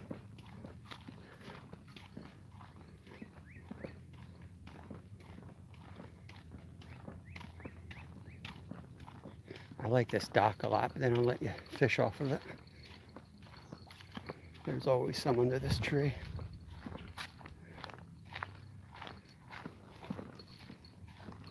So this is where you store your boat. You gotta leave it here. If you're gonna fish this in a boat, you gotta leave it here. Not allowed to take it home. They don't want zebra mussels getting in here.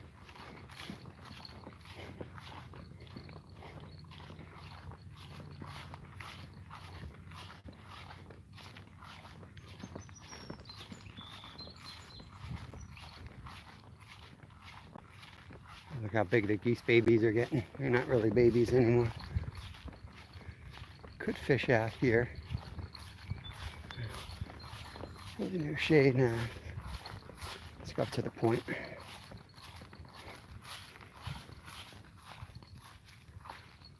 Nolan, what's going on, buddy? Mission Discover. Welcome in. Moving locations.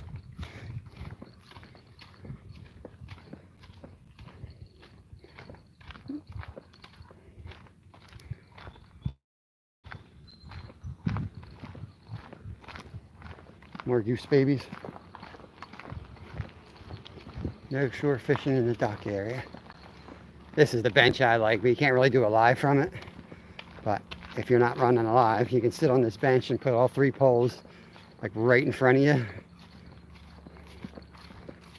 We got like 12 out of there last night, but it's just not a practical setup for a live. We'll go off the tip here. Ducky, there's a lone baby duck over here. I'm guessing its mom's in the water. Yeah, there she is. There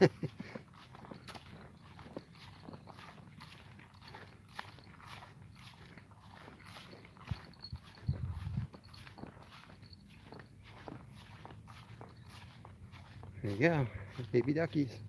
All right, let's get set up quickly. Now we're in the sun.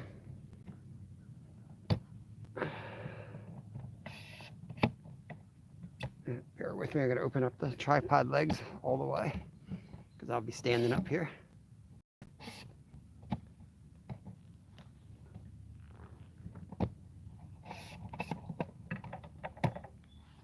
Put you guys at the bridge.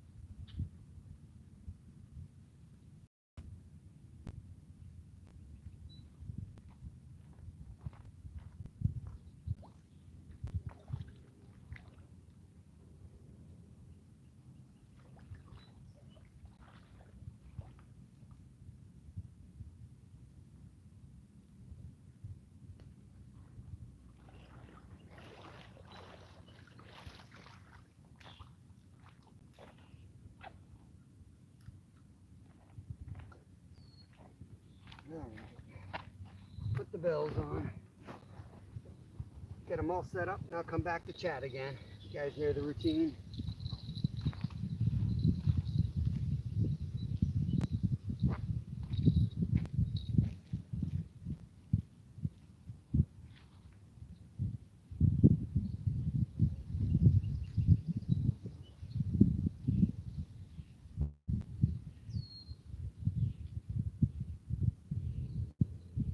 Put a little too much pack weight on this one.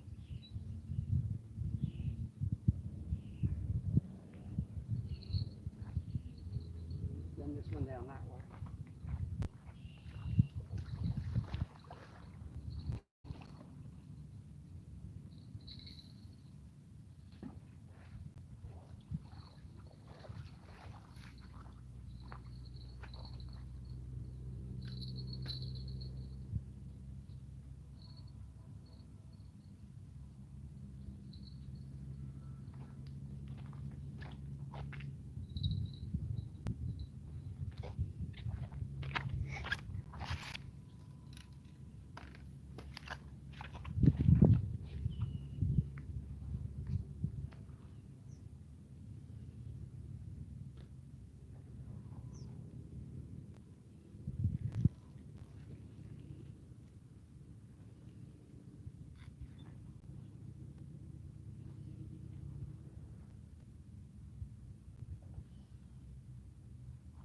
And spawning out there.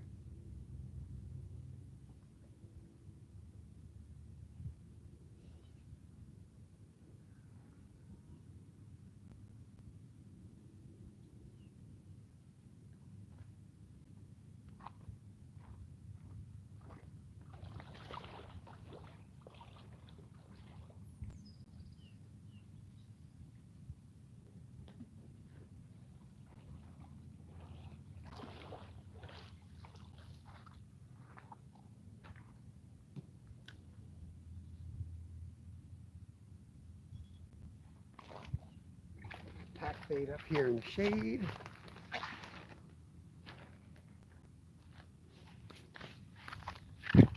Need one more bell, it looks like. Gotta get one more bell on. Next down there.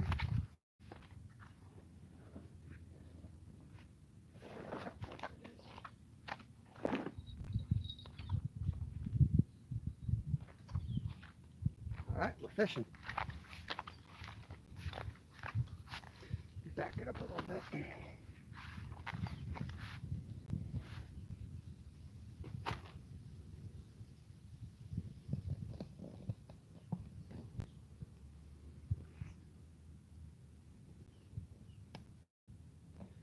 Awesome mission.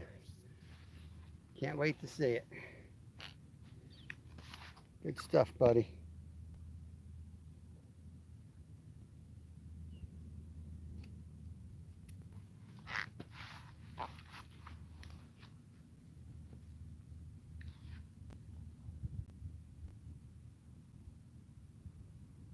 Well, there's certainly more jumping around up here.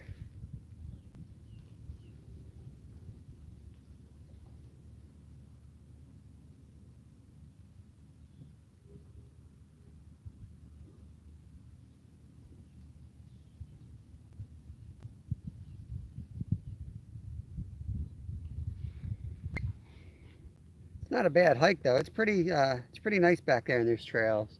You don't have to worry about a bunch of branches and stuff like some of our hikes.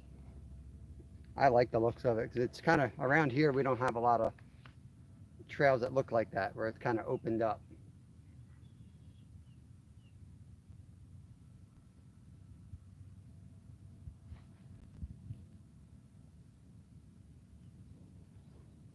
I want to take my shoes off, but there's so much goose poop here. I ain't gonna do it. So you're gonna hear my squishy feet and my Crocs.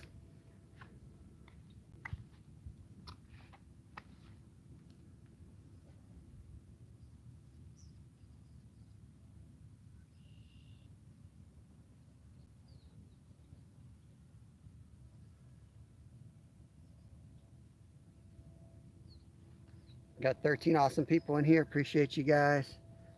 Don't forget to hit the thumbs up. If you're in the background and new to the channel, please think about subscribing. We are a fishing channel, as you can see, and we post current. What we post is always within the last week or two tops. Shorts, longs, lives, obviously. They're all recent.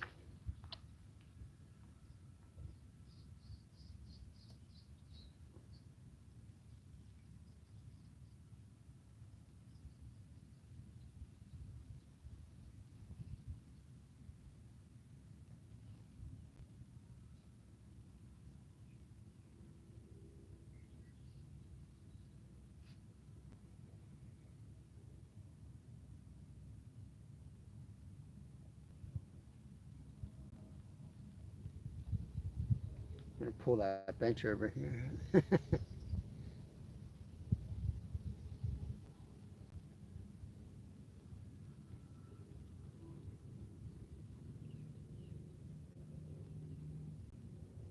me get my water bottle out. Better stay hydrated. I'm going to go for a run after this.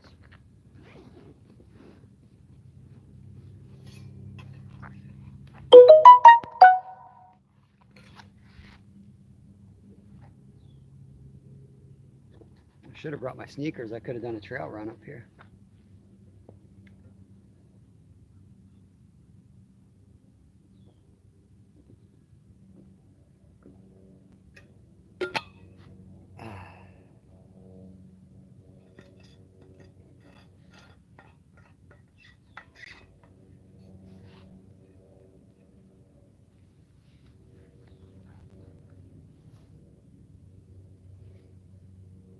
Been live for 2 hours, 5 minutes.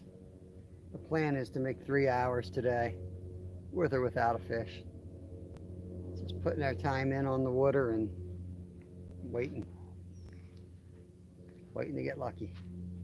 We picked up a few carp right here last time we fished this hole, and we did really well not far from here last night. So it's just getting them to bite in the middle of the day, that's all.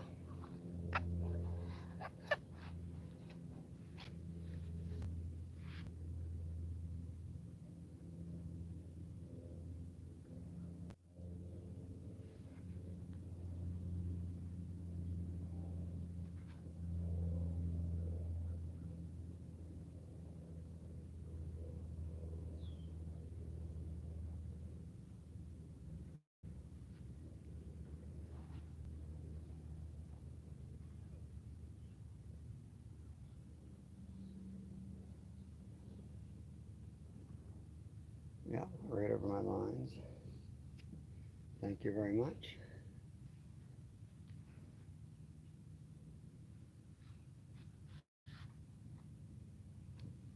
It's got hair like Vulcanator out there.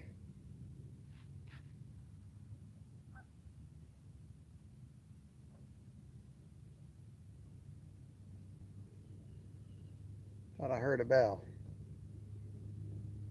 The rod on the left looks a little tight.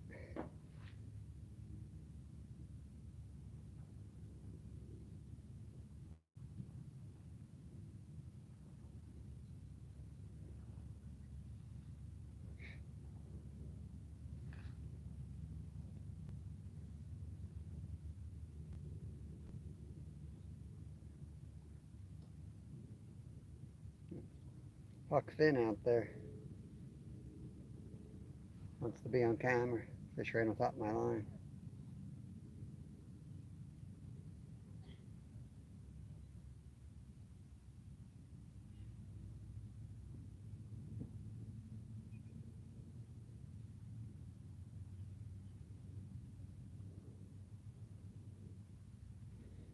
Oh, Lord.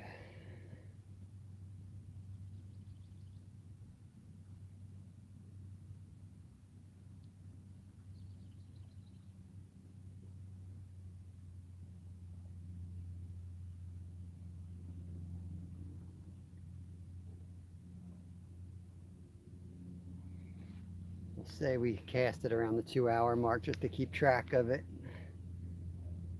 We'll let it go maybe 30 minutes and we'll recast.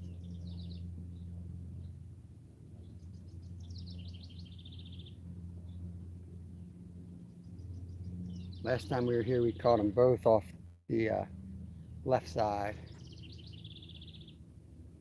think we lost one that was off to the right. I remember we had one on that might have been a channel and lost it. That was casted out that way where the right rod is set up today.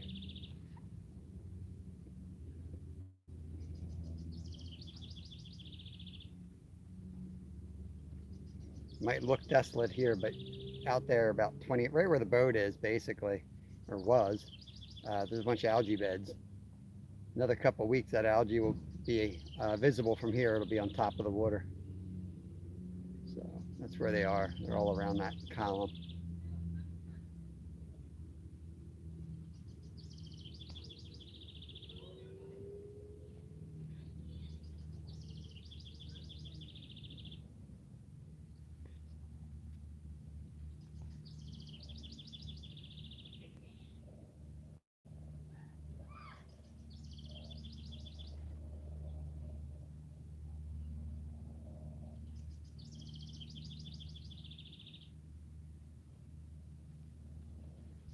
Sure is a beautiful day.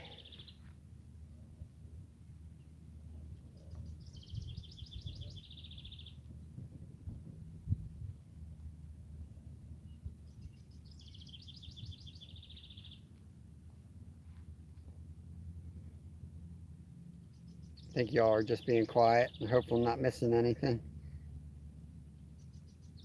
You're taking a nap.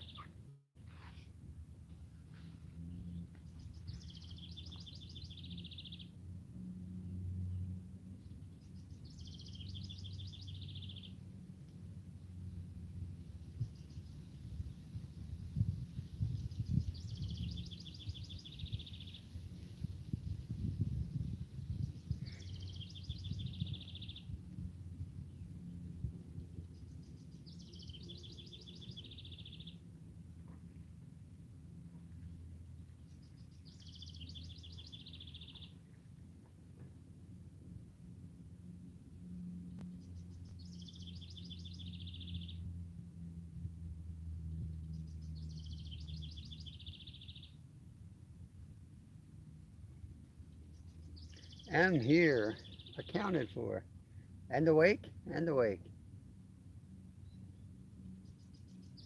I just want to make sure chat was working. Sometimes even when I toggle between top chat and live chat, for whatever reason, like there'll be no new chats, and then all of a sudden, like I see the 30 of them. I don't know why it does that.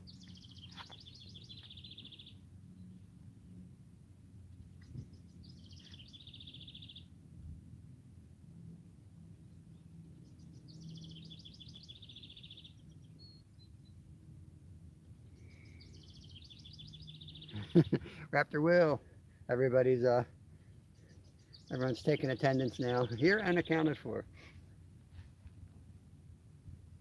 Just waiting for the fish now.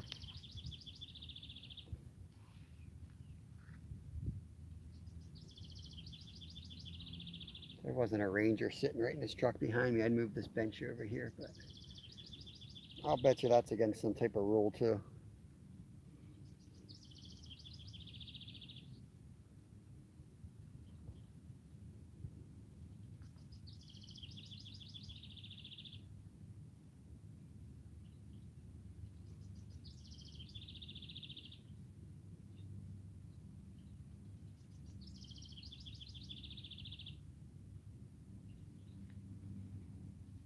There's Burn peeking in. Thanks for coming in, Burn. How's your day going? Ooh, I see a line go there. That middle rod. Might be the wind. Hard to say. It's blowing pretty good. It's hard to tell the difference sometimes with the wind.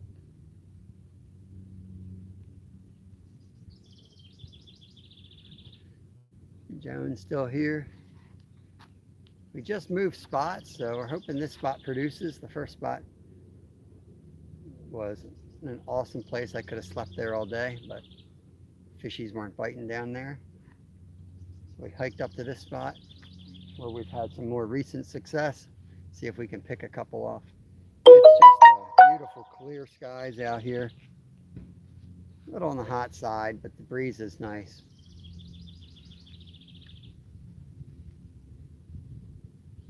onshore breeze, which is what you want.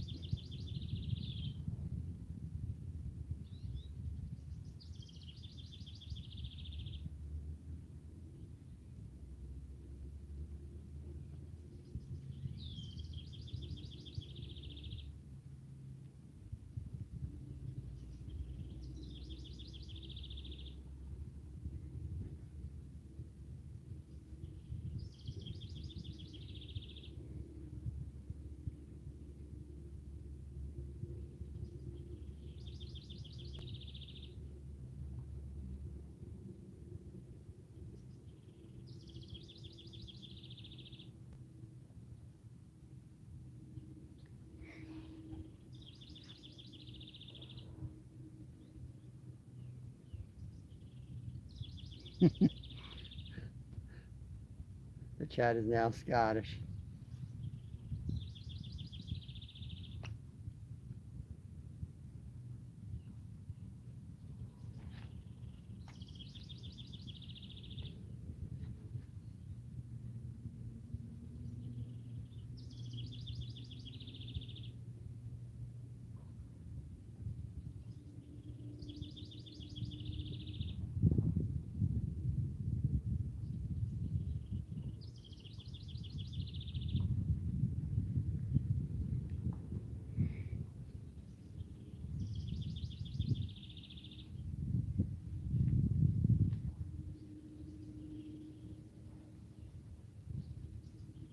I'm not having a siesta now. You woke me up from my siesta. I was having a nice siesta down where we were. Big old pine trees, no underbrush. I had my hammock set up. I thought, man, we just go down there. We'll catch 3, 4 carp spaced out like a half an hour apart. Get a nice little siesta in between each one. But the fish didn't like my plan. Now we're sitting out here in the sun, standing next to rods.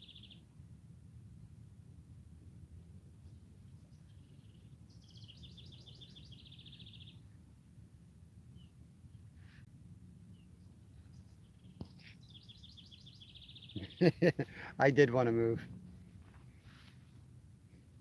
Fishing. The fishing always comes first, man. Even when I guided, that's what I was known for. Some guides will just uh, not want to use gas up, and if the fish are a little bit further away, they just ignore it like it's not happening and fish locally. But not me. I spent the money. I would take the runs. I'd be like, hey, it's gonna be a 2-hour run, but I know where they are, and we'll get on them.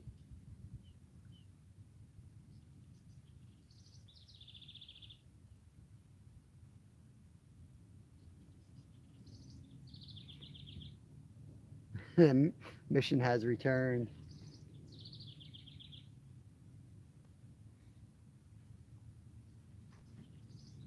It was the right call. It was the right call, Stuart. I did suggest it. Because here we got them jumping to the right, straight in front, and to the left. Like we're surrounded. We're in the shallowest point down there. And if you spook them out of there, I know from back in the day when James Westgate used to fish up here with me back in our high school days, we'd go back into those coves and you scare them out of there. And it was just like they would just run for the deep water.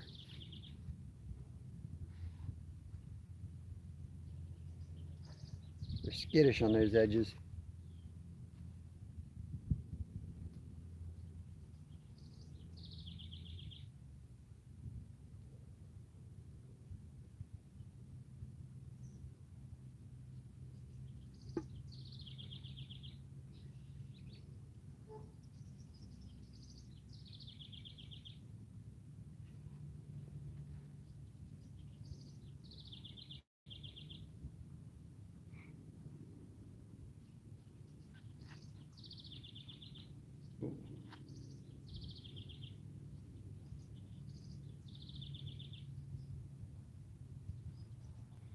Tomorrow we're going to try the spot that we fished in it was like raining, and I was out with Lyle, and we expected to catch nothing, and we set up and caught 3 carp in like an hour.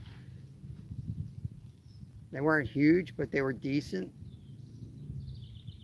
We're gonna go to that spot and give that our shot tomorrow.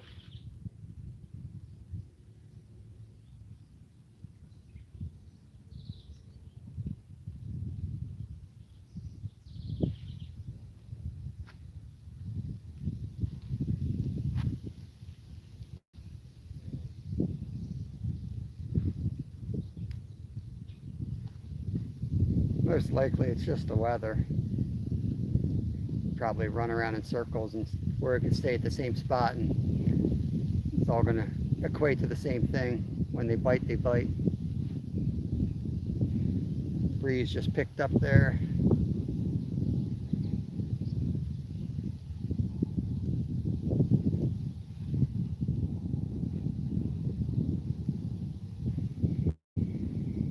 Hopefully it's not too loud. It feels great.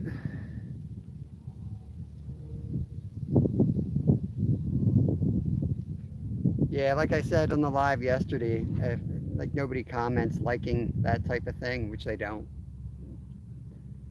According to the analytics, nobody likes that type of live. Nobody comes into them, you know, as far as like number wise. Just we'll do one, but it's definitely not popular. It's not easy to do either. And it's not really enjoyable, to be straight up with you. I love doing that style of fishing with a GoPro, but it just loses something trying to constantly moving the tripod around. And I can't cover the water. I can't fish nearly as well, so I just end up looking like a dummy out there.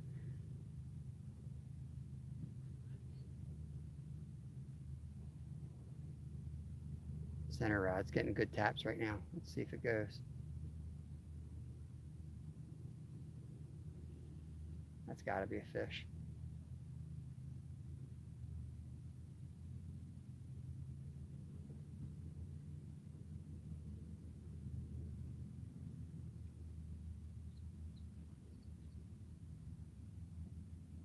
Constant taps on that center rod, but nothing on the hook yet pulling, so I can't think about setting it. I gotta wait for it to go down.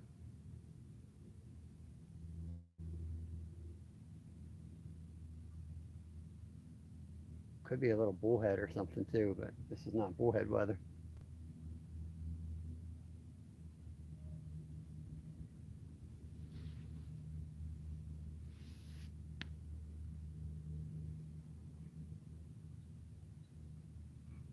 All right, Nolan. Good luck. This fish is supposed to show up for you, but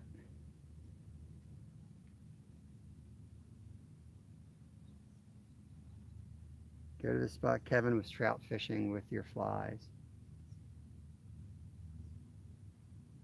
Are you talking about like the video from last night, the member only video? We fish every night, man. It gets so confusing what I film, what I don't film. I mean, I get done here. I go cook dinner. Kevin gets home after dinner. We go fishing again, 3-4 hours at night. That's what we do.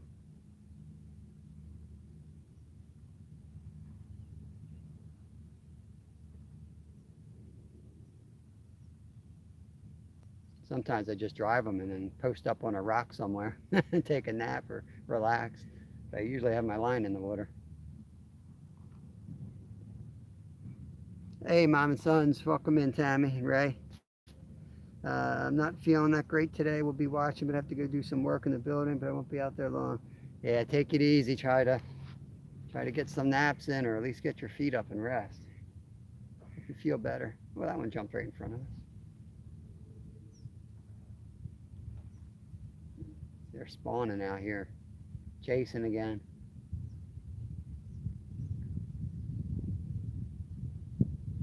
And I would love to catch that channel we caught here before. We got a nice big channel out of here. 17-pounder, like the size we catch in Philly. But that's been 2 years now, maybe 3 years. That was one of our first videos.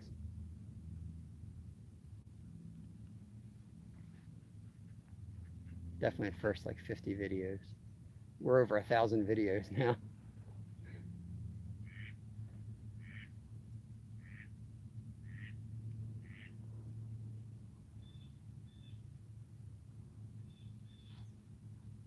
I thought for sure that center rod was going to go.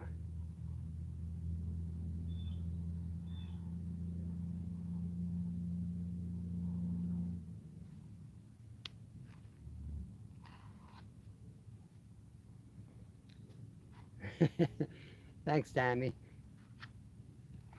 I'm laughing because we just moved. We were at another spot, nice shady spot. I had the hammock set up, but the fish just weren't cooperating. So we decided to move over here, and hopefully we'll get a bite here before I have to shut it down.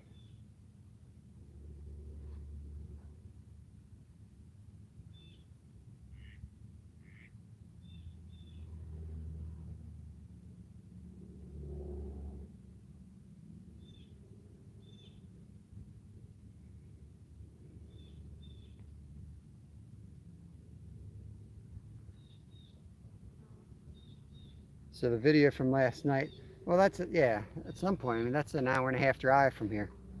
I don't have the money to do that, bud. Literally an hour and a half. 3 hours of drive out. Kids get on the bus at 8:30. I got to be back by 3 to get off the bus. Prep breakfast, lunch, and dinner. There's not enough time for that. When the kids get out of school, we'll be up there a lot. That's one of our favorite spots to go because we can swim and fish. You'll even see some underwater lives. We'll do some underwater stuff up there too. Put you all in a waterproof bag and we'll go scuba dive in that lake. It's crystal clear. I love videoing up there. The water is crystal clear. It's spring fed. It's the only lake I know of that has spring fed and has channels.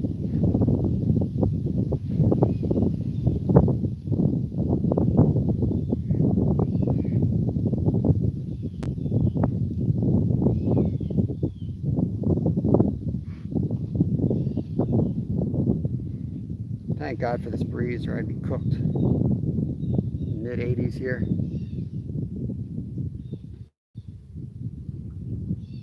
I can't do a live. I think I commented on that. Can't do a live up there. I tried it.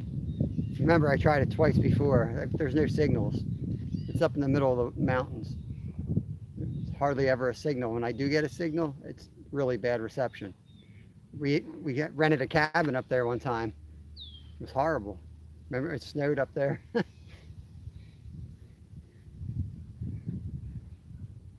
That's why I always record up there. That's the problem living around here. All the spots that I love to go, you don't get a signal. Too many mountains around.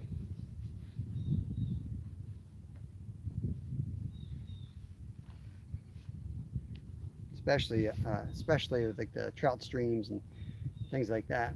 Up in like central PA. You better write down your directions because you might not have access to the internet when you're up there.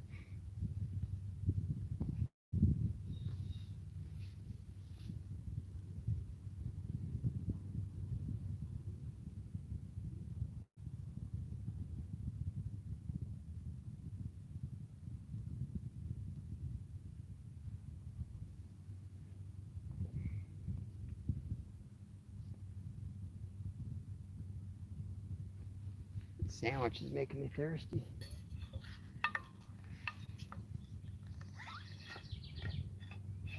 Two minutes and we'll recast, put new bait on and get them back out.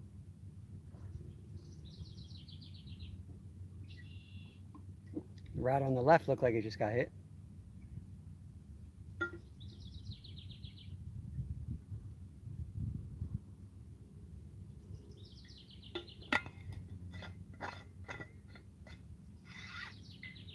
I hate when you're ready to recast and one looks like it got hit. That's like the hardest thing, hardest decision making I have when I'm carp fishing. It's like you're damned if you do, damned if you don't.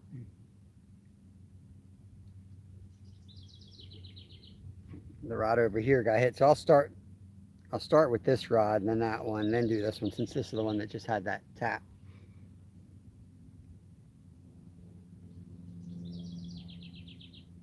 "5G portable router." Yeah, I wouldn't know where to start with that, Burn. More power to him, man. More power to him. I'm always going to be more of a fisherman than a YouTuber, unfortunately.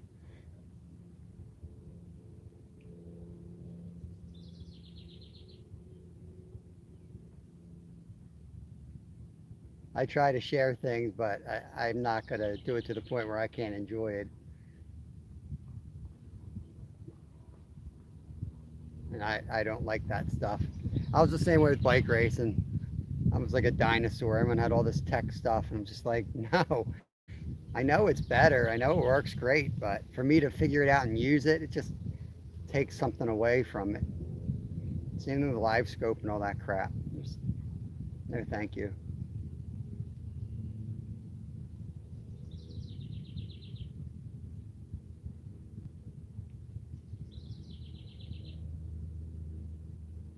Definitely getting some pulls now on that left rod. Yeah, we are boomers. Fishing time. What's going on? It's going slow, man. It's a beautiful day out here. We're getting some pulls on the rod on the left, but catfish and or carp. That's what we're looking for. Either one. We'll take either one. I'm going to start rebaiting. I'm going to start on the rod over this side. I think it's your right side. I don't know if it's mirrored or not. Start over there, but keep an eye on that rod all the way to your left.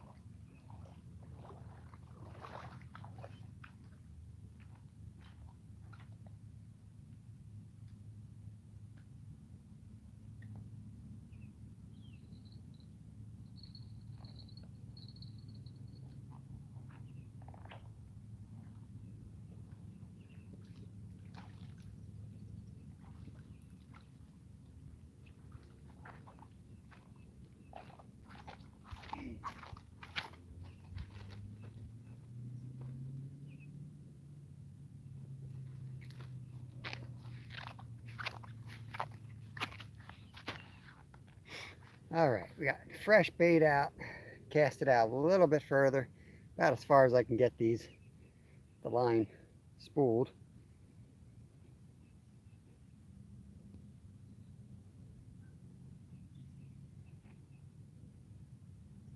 Carpe diem, that's right, seize the day. Yeah, beautiful day, Ray. Welcome in. Fishhead Videos. Thank you for being a member, Ray. Appreciate you. Ray, I missed last night's. Did you get the, I think you were popped up again last night for looking for bait? Shiners you were after. Did you guys manage to get one yet? I know you got the little one, right? But I think you were looking for like a 12-incher.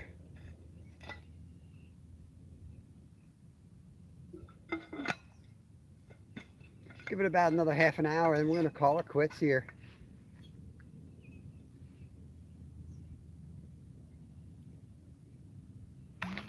Most of my videos, except for like when we're creek hopping and we catch like 100 little fish and there's really nothing significant to mark.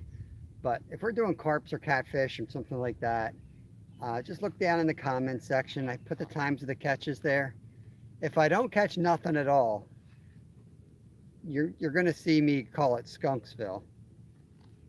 I'll go back and edit and change the name to Skunksville.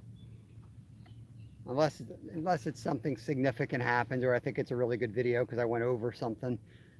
So you can save yourself time if you see Skunksville. Skip that one.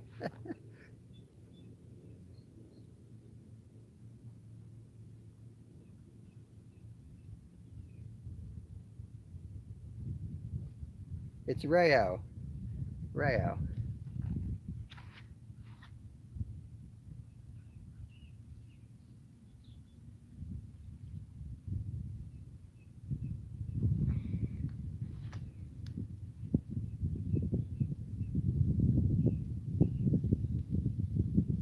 Would like to see one rod go down before we call it a day.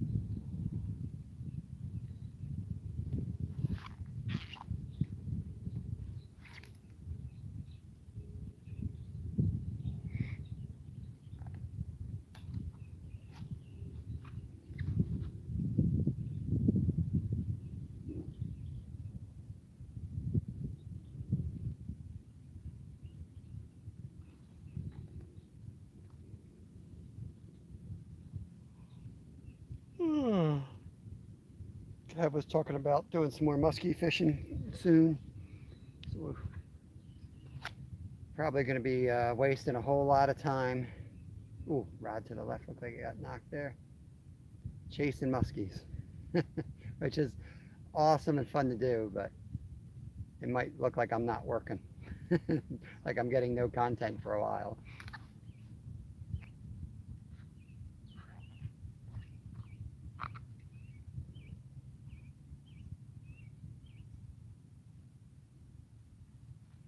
They are the fish of 10,000 casts.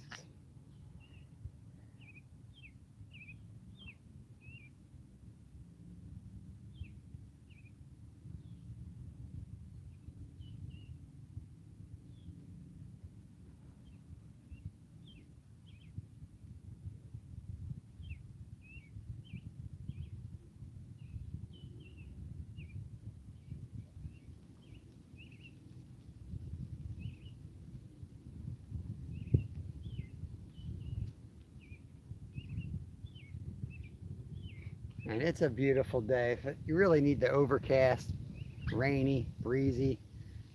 That's fishing weather.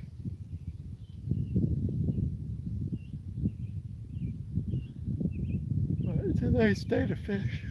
Oh.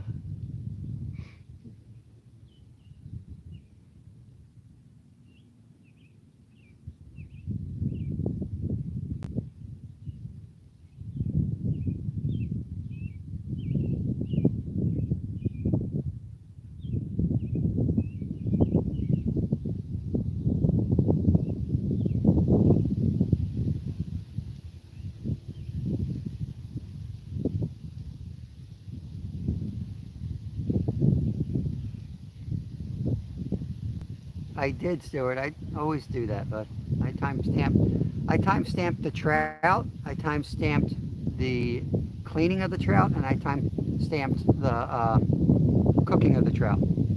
That's what I always do. You should be able to see it right in the comments. If you go to that video, if you can, let me know, because I don't know what's going on. But I assume you can. I know Lyle saw it. He has his own, he has a different access into YouTube. Welcome back, Ducky.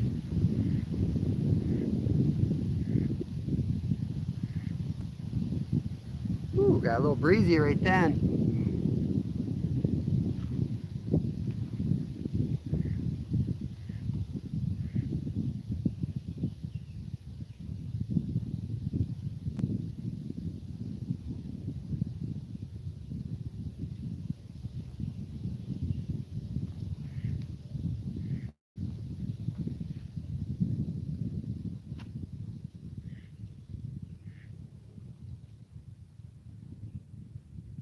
See, the older I get, the more I like this style of fishing.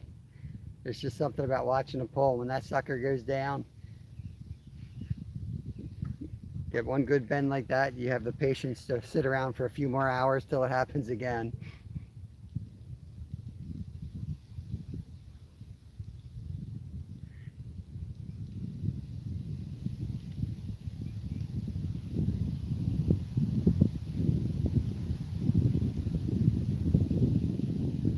Didn't get the giant shiner yet. Going out tonight, nice.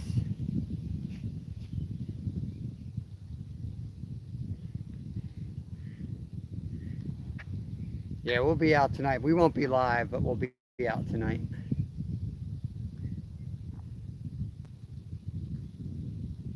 At least I think so. I never know what's going on, but he always wants to fish.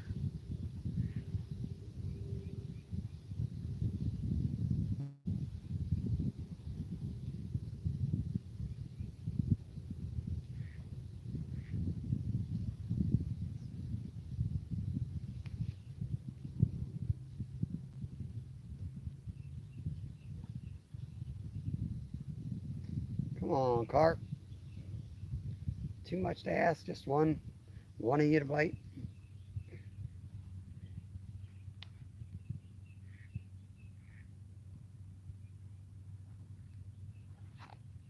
Got some waves coming up now from that wind.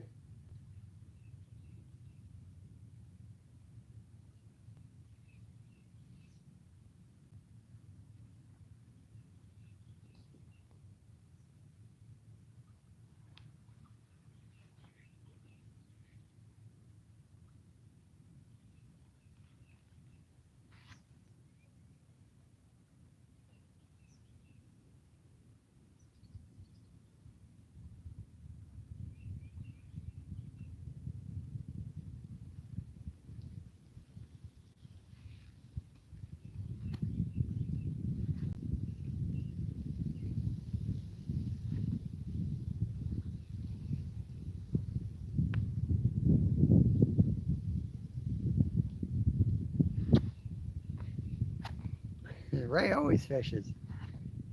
He's like we are. Just give you a heads up if we're not fishing. People worry about us if we don't fish every day. Think something happened.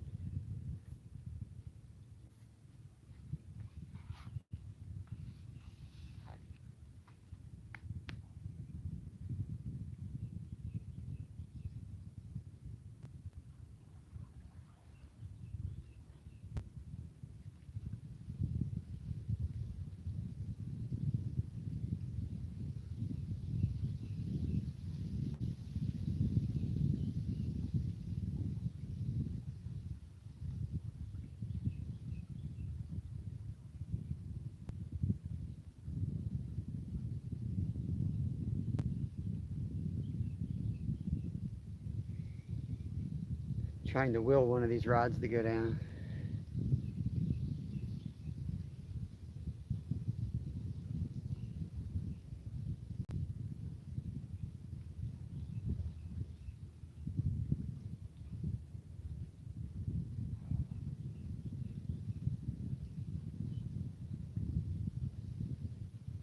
popping up. Consistently, we'll be up early. We'll probably start the morning sunrise fishing up again. And we're probably going to keep it at like 2-3 hours tops. But then we will definitely be doing more sporadic lives during the day with the kids out creek fishing or whatever. And we'll also be doing some longer trips. In fact, Kevin's already on my case. He wants me to plan a camping trip as soon as they're out of school down the shore. So watch for that one. We'll be camping for a couple of days down there and fishing.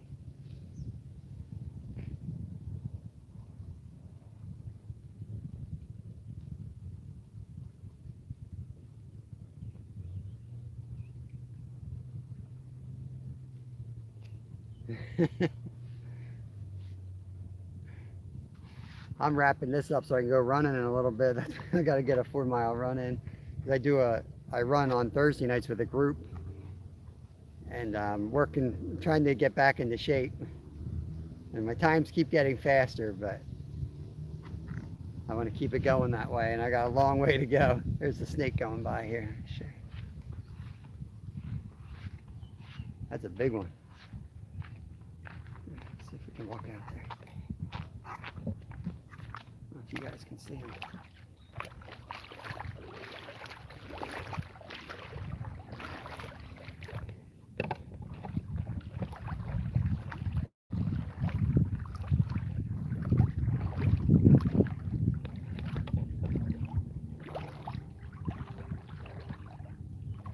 Uh-oh. Don't get mad at me, buddy. Come on. Just following you. Nothing to worry about. That's a northern water snake right here.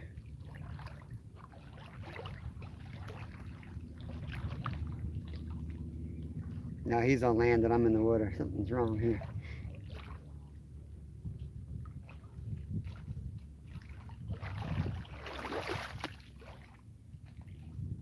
Gonna get out? Hey, llama. Just playing with nature here. Most content I got all day.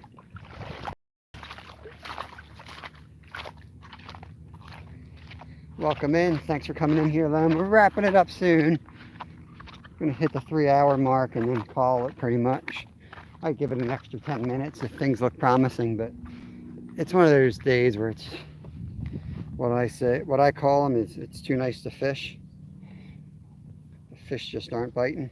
You wish they would bite on days like this. This is when like the average Joe goes fishing. Great day to fish. I'm like, yeah, not really. Not really a great day to fish. It's a great day to be out here though. Right, no, not a cottonmouth. These are non-venomous, but they do hurt pretty bad. Oh man, I probably due for that too. I'm almost 50. Probably due for that too, Ray.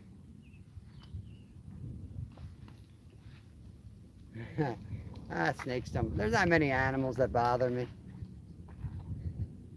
I get along with all the critters.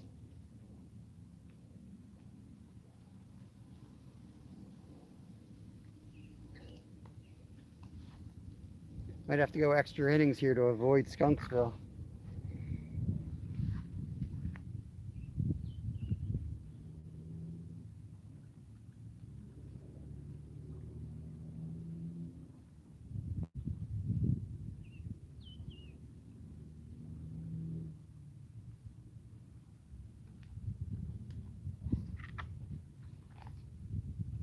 All right, Ray, have a great day. I'll try to watch tonight. If I miss it, I'll rewatch.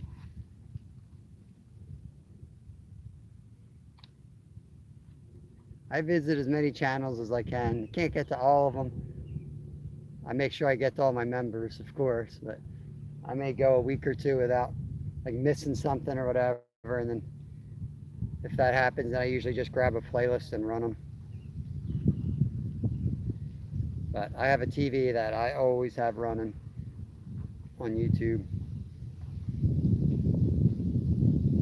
I usually have Buggy up there, his morning show in the morning put it up there so I'm not chatting. I just leave it in the background while I'm getting stuff together or editing or getting the kids ready for school. And then before I walk out the door, I'll grab like a member playlist or someone's channel, and I'll either do that play mix where it plays a little bit of everything from them, or I'll grab a playlist and run it.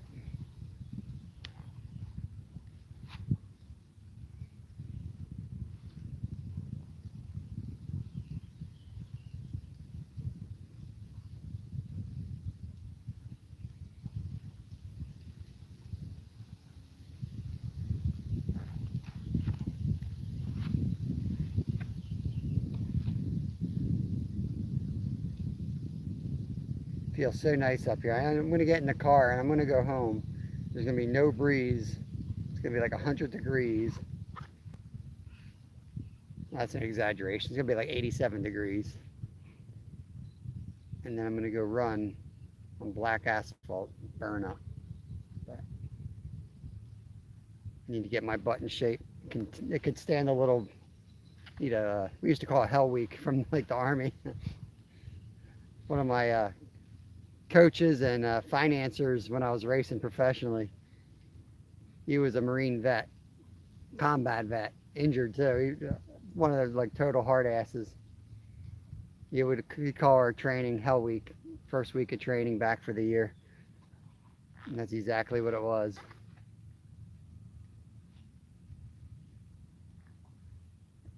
Every year I would get my highest average heart rate that week. And that's what they would base your training rates off of for the year. And I'd also get my lowest. I'd be so burned out by the end of the week. Lowest threshold, I should say. Not lowest heart rate would be well rested and feeling good and healthy. But low threshold just means you have a lot of lactic acid buildup.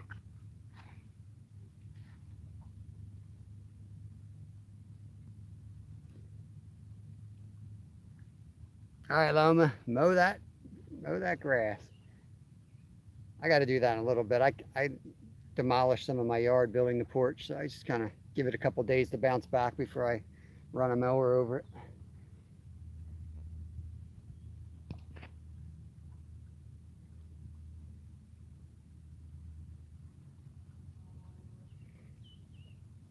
Yep. Yeah, we've got 3 acres, but a lot of it's woods. But we keep making more and more grass, and now I've mowed a big area down by the creek, so now I got to maintain that. But I know in Alaska we had 5 acres, and we never finished. We'd get to one side of the property, and it's time to start over. I would mow like an hour a day, every day. I'd come in from the morning trip, the guys would go in to eat lunch that I was guiding, and I'd go start mowing, grab pancakes, whatever my wife would give me, and I'd eat it on the boat to the next hole for the afternoon trip. Mowing 7 days a week.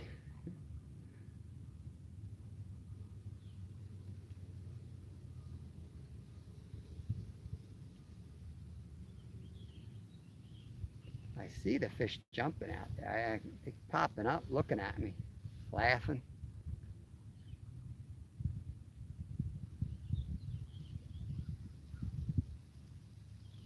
I don't even care if one like hooks itself in the dorsal.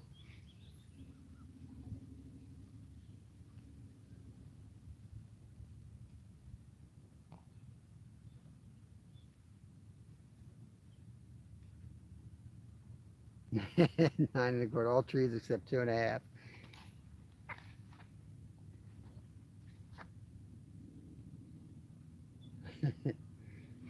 Yeah, mine's not too bad except for the patch down by the creek. Like it's like trying to take your mower down a mountain. Like literally trying to get down there is you're gonna fall usually. So I got to turn the mower off and then I get it down there and I can't get it started and it's like a pain in the butt. But the grass down there gets like 10 feet high if I don't do it. And if the kids weren't down there, I'd let it go natural. I like things totally natural, but kids love to go down there and play in the creek, so I'm going to give them access to it. We now have a good burn area down there too for the fall and the winter. I'm going to put a food plot in there later this summer for the fall hunting season.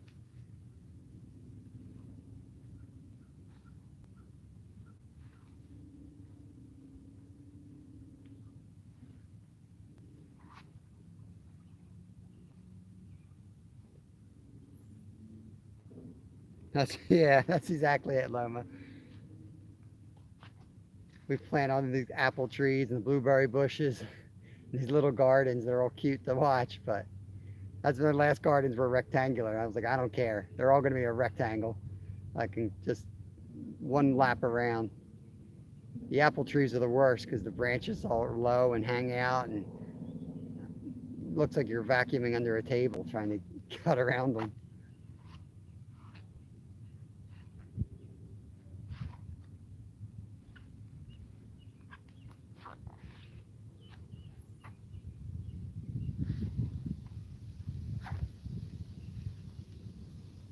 We first moved in, it was probably less than a quarter acre of grass. They had it all English ivy. Everything was English ivy, and I tore that out with bare hand over like 2 years of work. You know, after work I'd go out there like an addiction, tearing it out.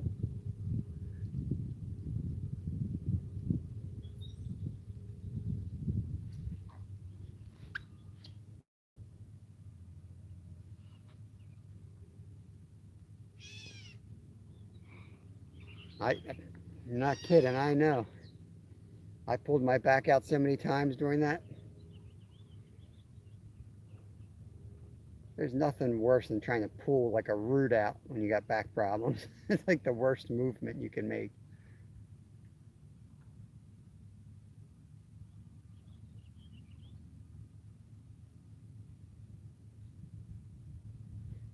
I was ready to buy a herd of goats for it. Yeah, we got tons of snakes around the house. Gardener snakes mostly.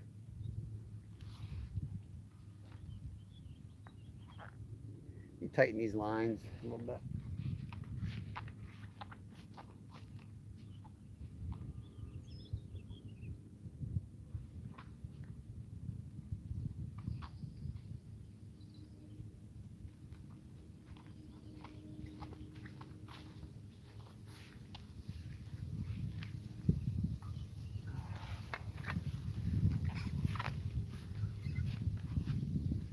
21 thumbs up. I appreciate that. Still got 10 people hanging out. I said we're going to go for 3 hours, but we'll let it go a little bit longer. Give another 10, 15 minutes because I casted and I like to give 30 to 45 minutes. It's only been about 30 minutes on this cast. If we give it another 15, be safe, we'll call it.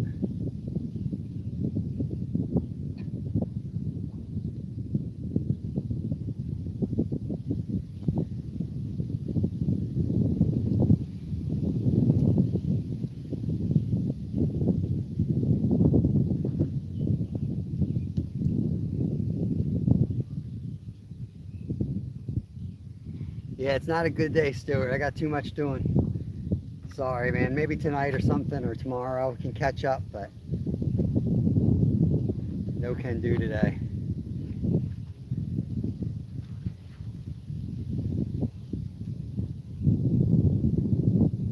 I literally don't have an extra minute in my day today. I probably won't even get everything done that I need to get done today.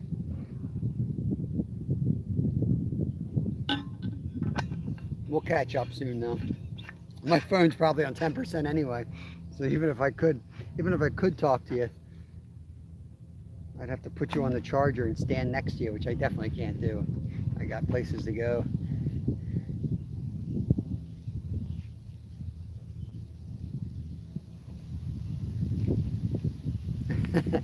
Stu calls me a lot. We chat a lot. I talk to Bulk a lot too. They got some phone app where you can call and it's like a video call. He'll talk to me for like 3 hours in my live and then come talk, then call him and talk to me again.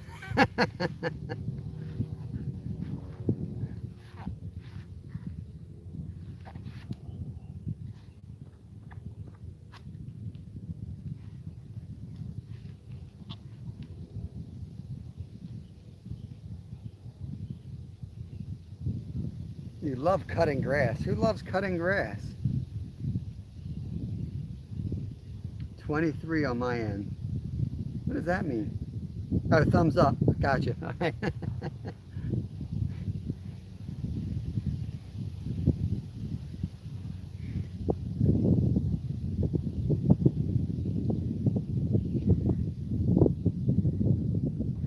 Oof.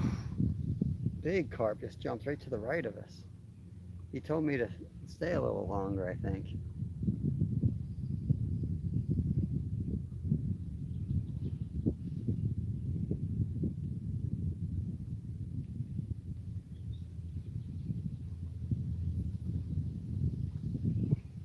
I got to put sealant around the patio, and I got to patch up where the posts come into it. I got to get that done so that they're dry in time to paint.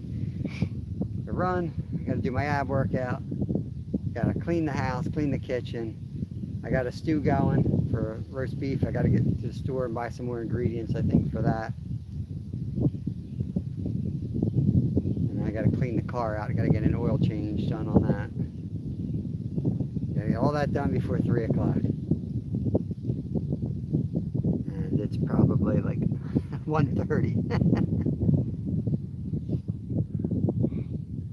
Yeah, I'll try later tonight if I can do that. When I get home, I'll put my phone on the charger while I do all the crap I got to do. And then when we go fishing tonight, maybe we'll do a video call then. Personal live.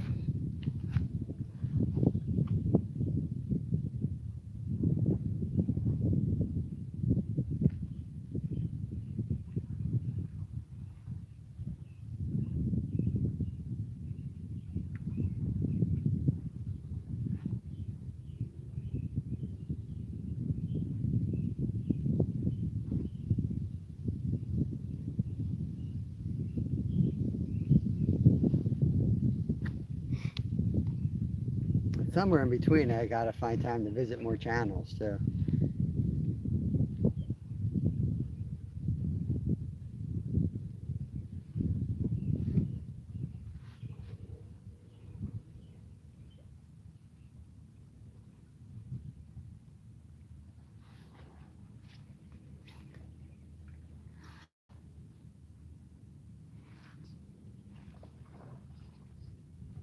$25 Thumbinos.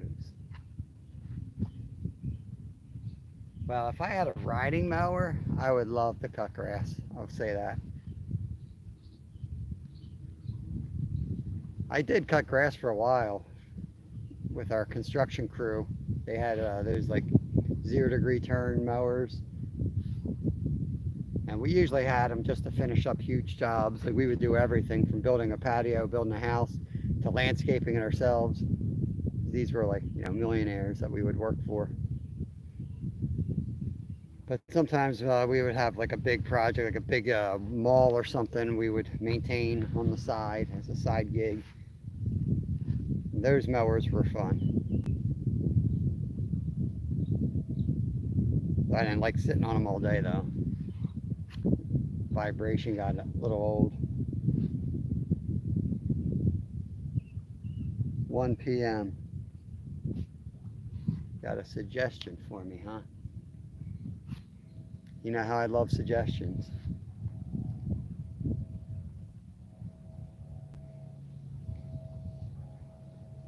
I might be part Scottish, but I'm also part hard-headed German too, so good luck.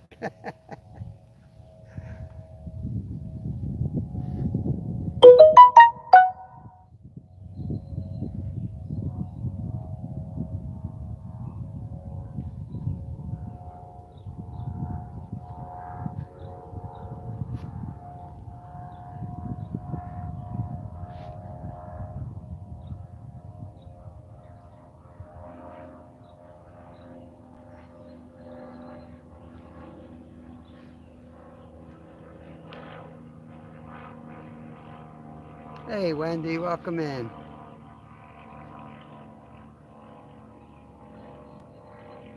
Going to be wrapping up in a few minutes. I'm sure you already know that, but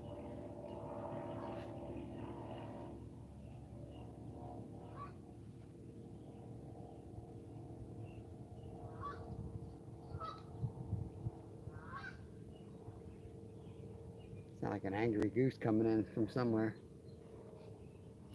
We'll run to 3 hours, 15 minutes. It's about 9 minutes from now. That's all I can do. Can't stand at these can't stare at these motionless poles all day. Not today.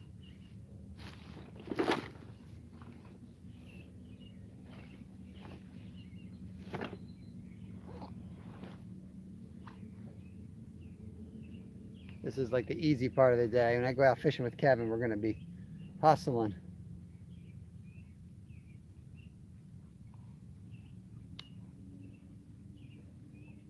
I got to be rested for that. Can't be all shattered and dehydrated. Tomorrow, I wake up and got to do it again.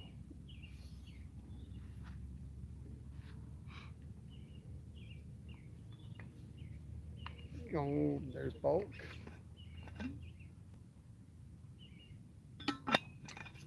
And I'm out of water.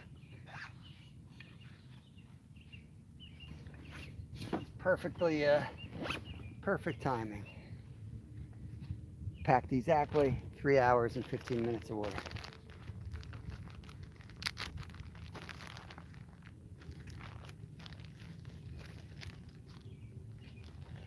Only 7 minutes separate us from Skunksville here. ETA to Skunksville is 7 minutes.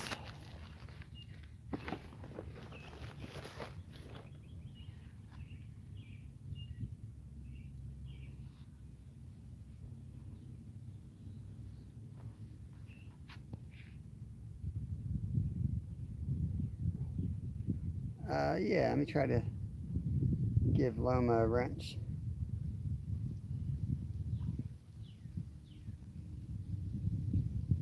Yeah, there you go. Knock yourself out, Loma. Or better yet, knock Stewart out. Knock him out. Give him a 15-second timeout for the heck of it.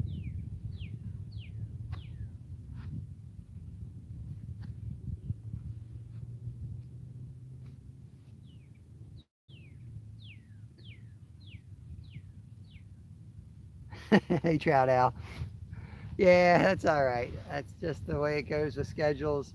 We'll be shifting hours around. My kids will be out of school in 3 weeks, and I'll be fishing daily or during the week at least, and we'll be doing the sunrise fishing. So we'll be on early, but that'll only be like 2 to 3 hours, and then we'll do more sporadic pop-ups with or without the kids.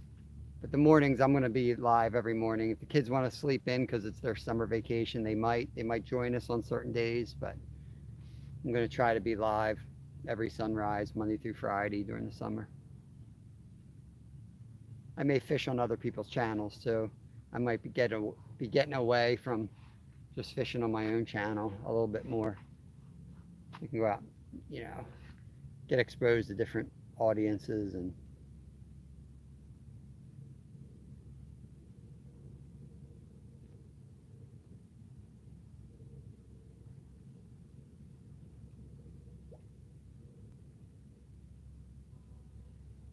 wow, yeah, 54 is nice.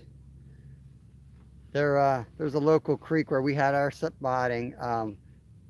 One of the quiet listeners in the background, another Marine. Thank you for your service, bro.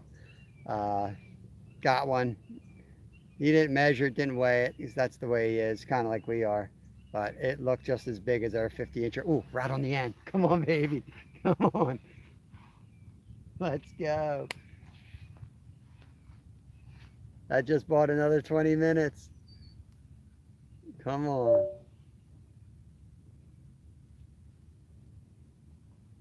I don't know if you guys heard that, but rod all the way to the right.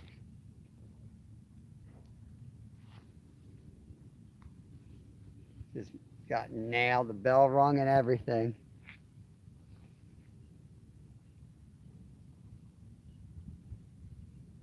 Nice, man. Nice, man. I do some fly fishing. It's just not the greatest down this way.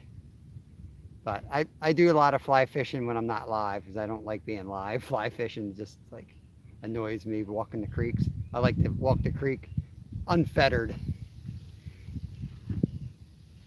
I'll strap the GoPro on and do videos, but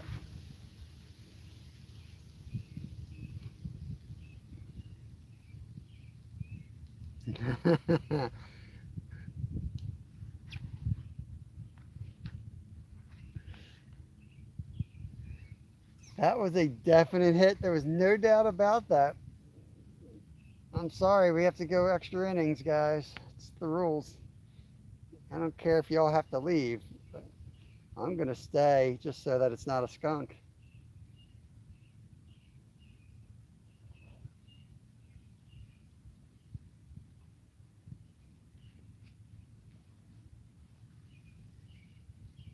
I don't even care if it's a bullhead.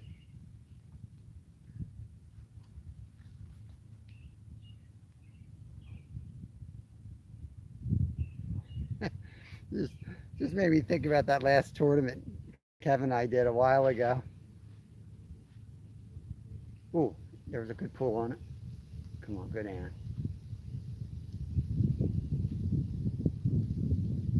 Don't be a turtle. That was a turtley pull right there.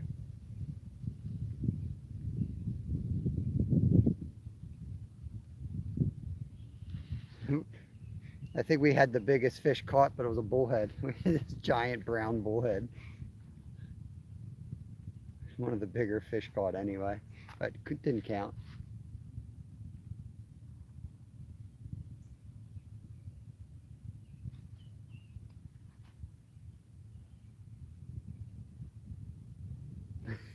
Yeah, that'd be epic. Let me get a carp right now.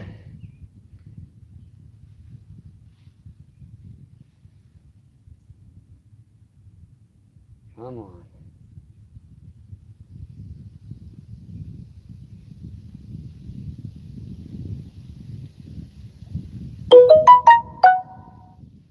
I almost wish I didn't happen because like I'm ready to go. I'm okay with it. But there's no way I'm leaving right after a bell rung. Like you got to give it another 20 minutes. They're mowing down. They're in that area feeding. I'd be dumb to pull that in right now. There was another pull on it, even though the wind's blowing. I'm seeing some movements that are suggesting they're running into the line on it.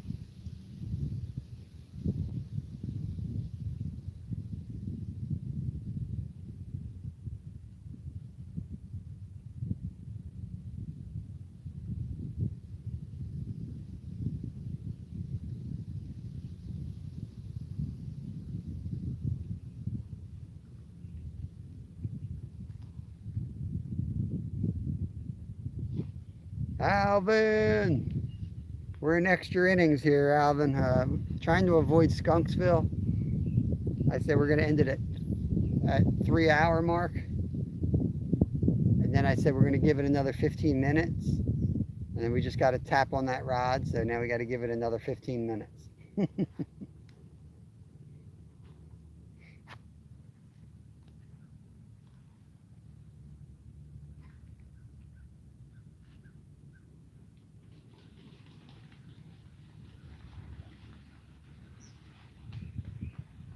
Major goose fight over there. Holy cow.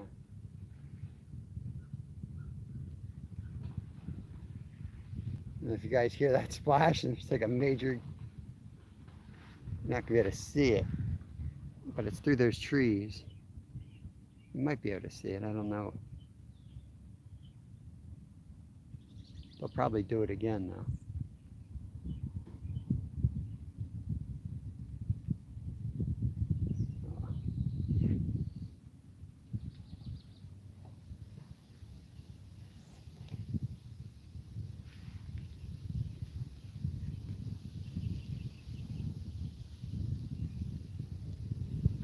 What's good, Alvin? What's going on with you, buddy?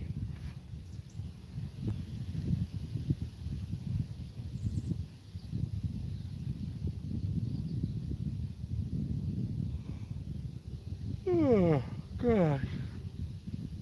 Yeah, beautiful day to lay in a hammock out here.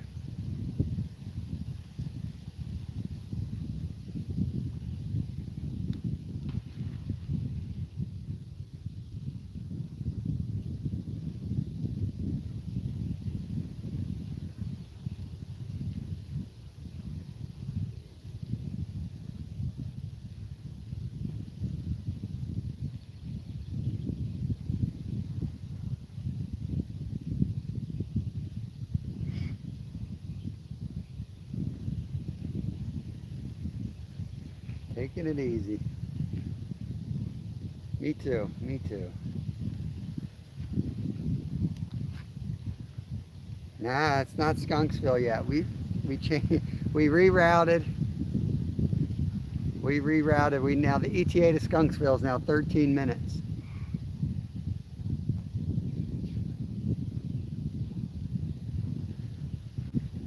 We've rerouted.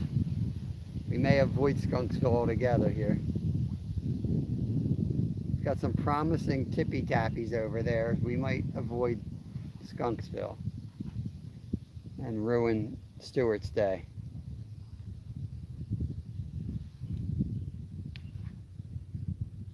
He watches cheering on the skunk.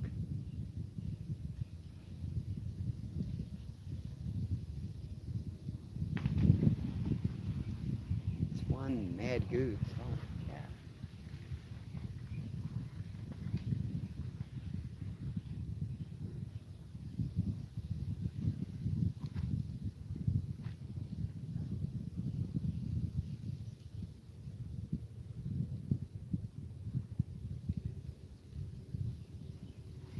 Just check the line, make sure it's tight.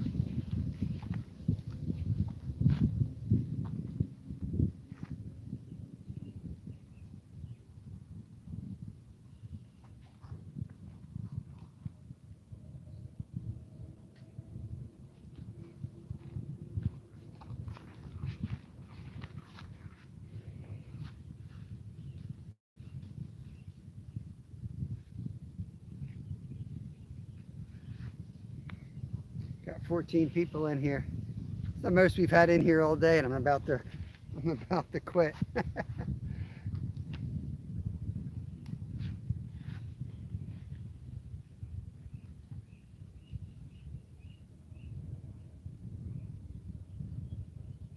Oh, appreciate everyone popping in. If you're just coming in, good news is you haven't missed anything. You might be in time.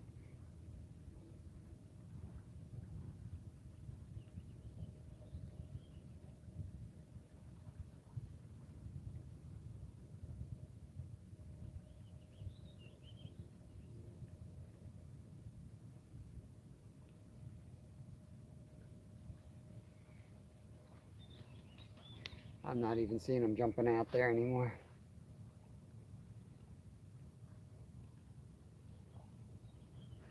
Of course, the water's pretty choppy. It could be still rolling. I'm just not seeing it.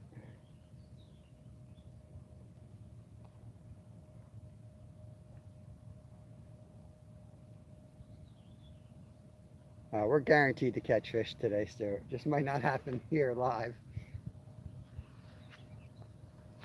If I get skunked during the day, I make sure I go out and I catch like a sunfish right away that night. Make me feel a little better when we're tooling around.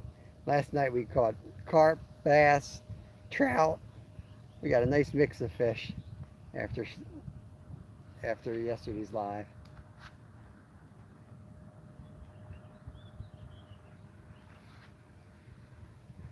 And crappie. I don't know if I said crappie. Ooh, there we go. End rod again. Come on. That's a third hit. I'm starting to think it was a turtle.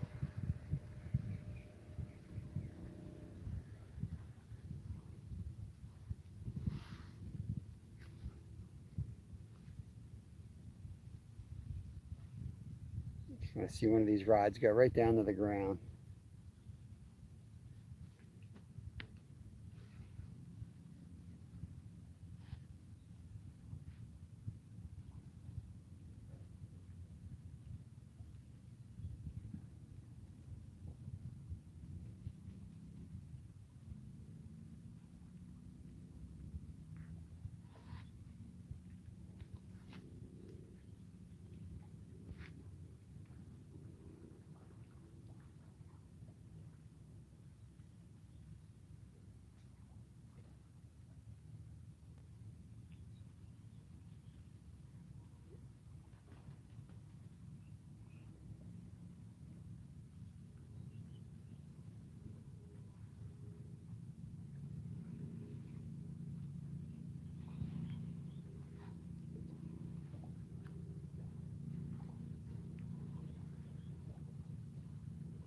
There's the carp. Just saw that carp roll out there.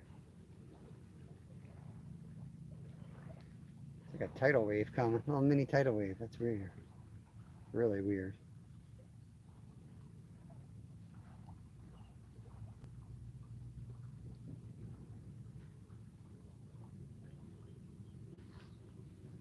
Still, we're going to do a live soon down in Valley Forge, which will be fly fishing only.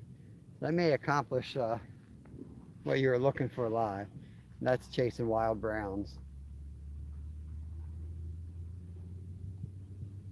I do have that planned. That's a doable trip. It's about a 30-minute drive, so that I can get there. And we'll wet wade. We'll be in the water all day. I'll have the chest mount on for that probably.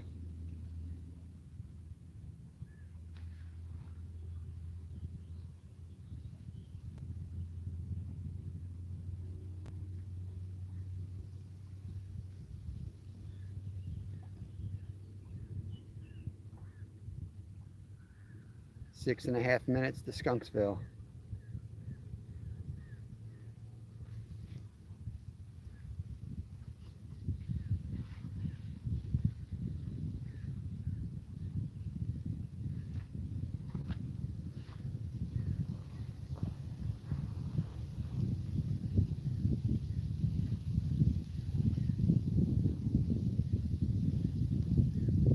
Glacier. What is up, Devin? Trying to catch a mud salmon out here.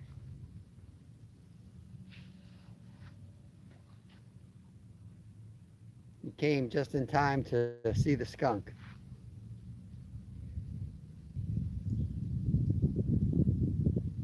Five and a half minutes and we're calling him.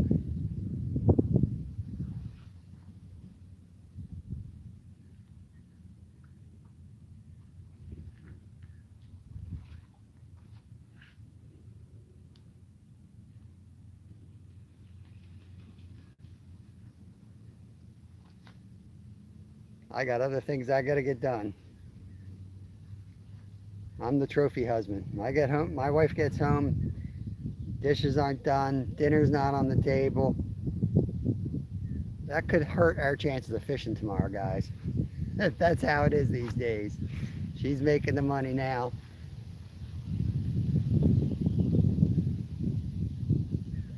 It's a pretty sweet gig though.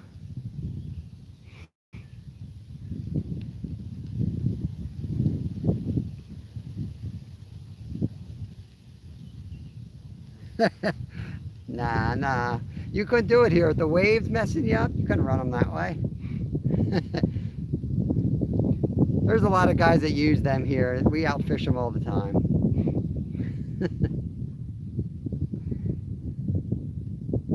They're so expensive. They all come together as one unit. It's just not practical unless you're fishing a pay place. This spot you could use it. This is one of the few spots you could probably use it that we fish.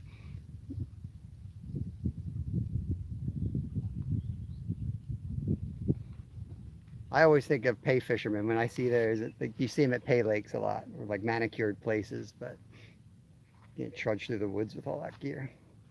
And set it up in like a flat spot to set all three rods up together.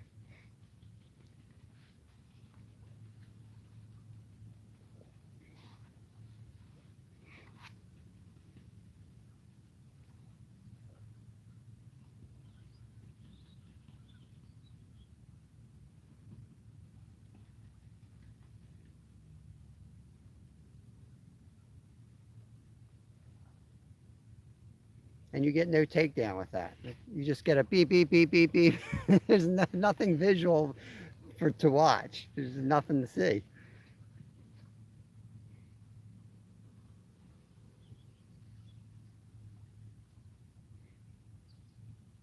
I like the view of seeing a big rod just get bent to the ground. Like that. Yeah, but come on. Hit it.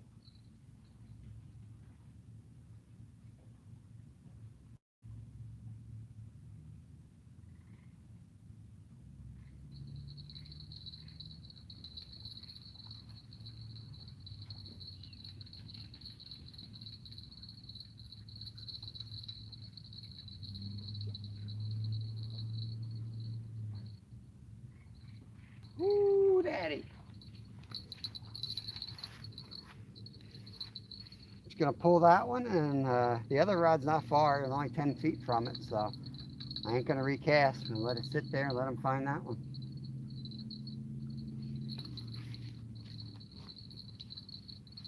That was a hit and run right there, guys. Hit and run.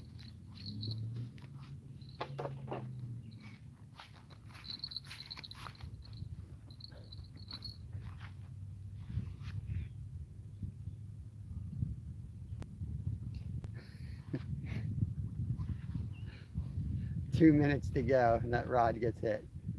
Dang.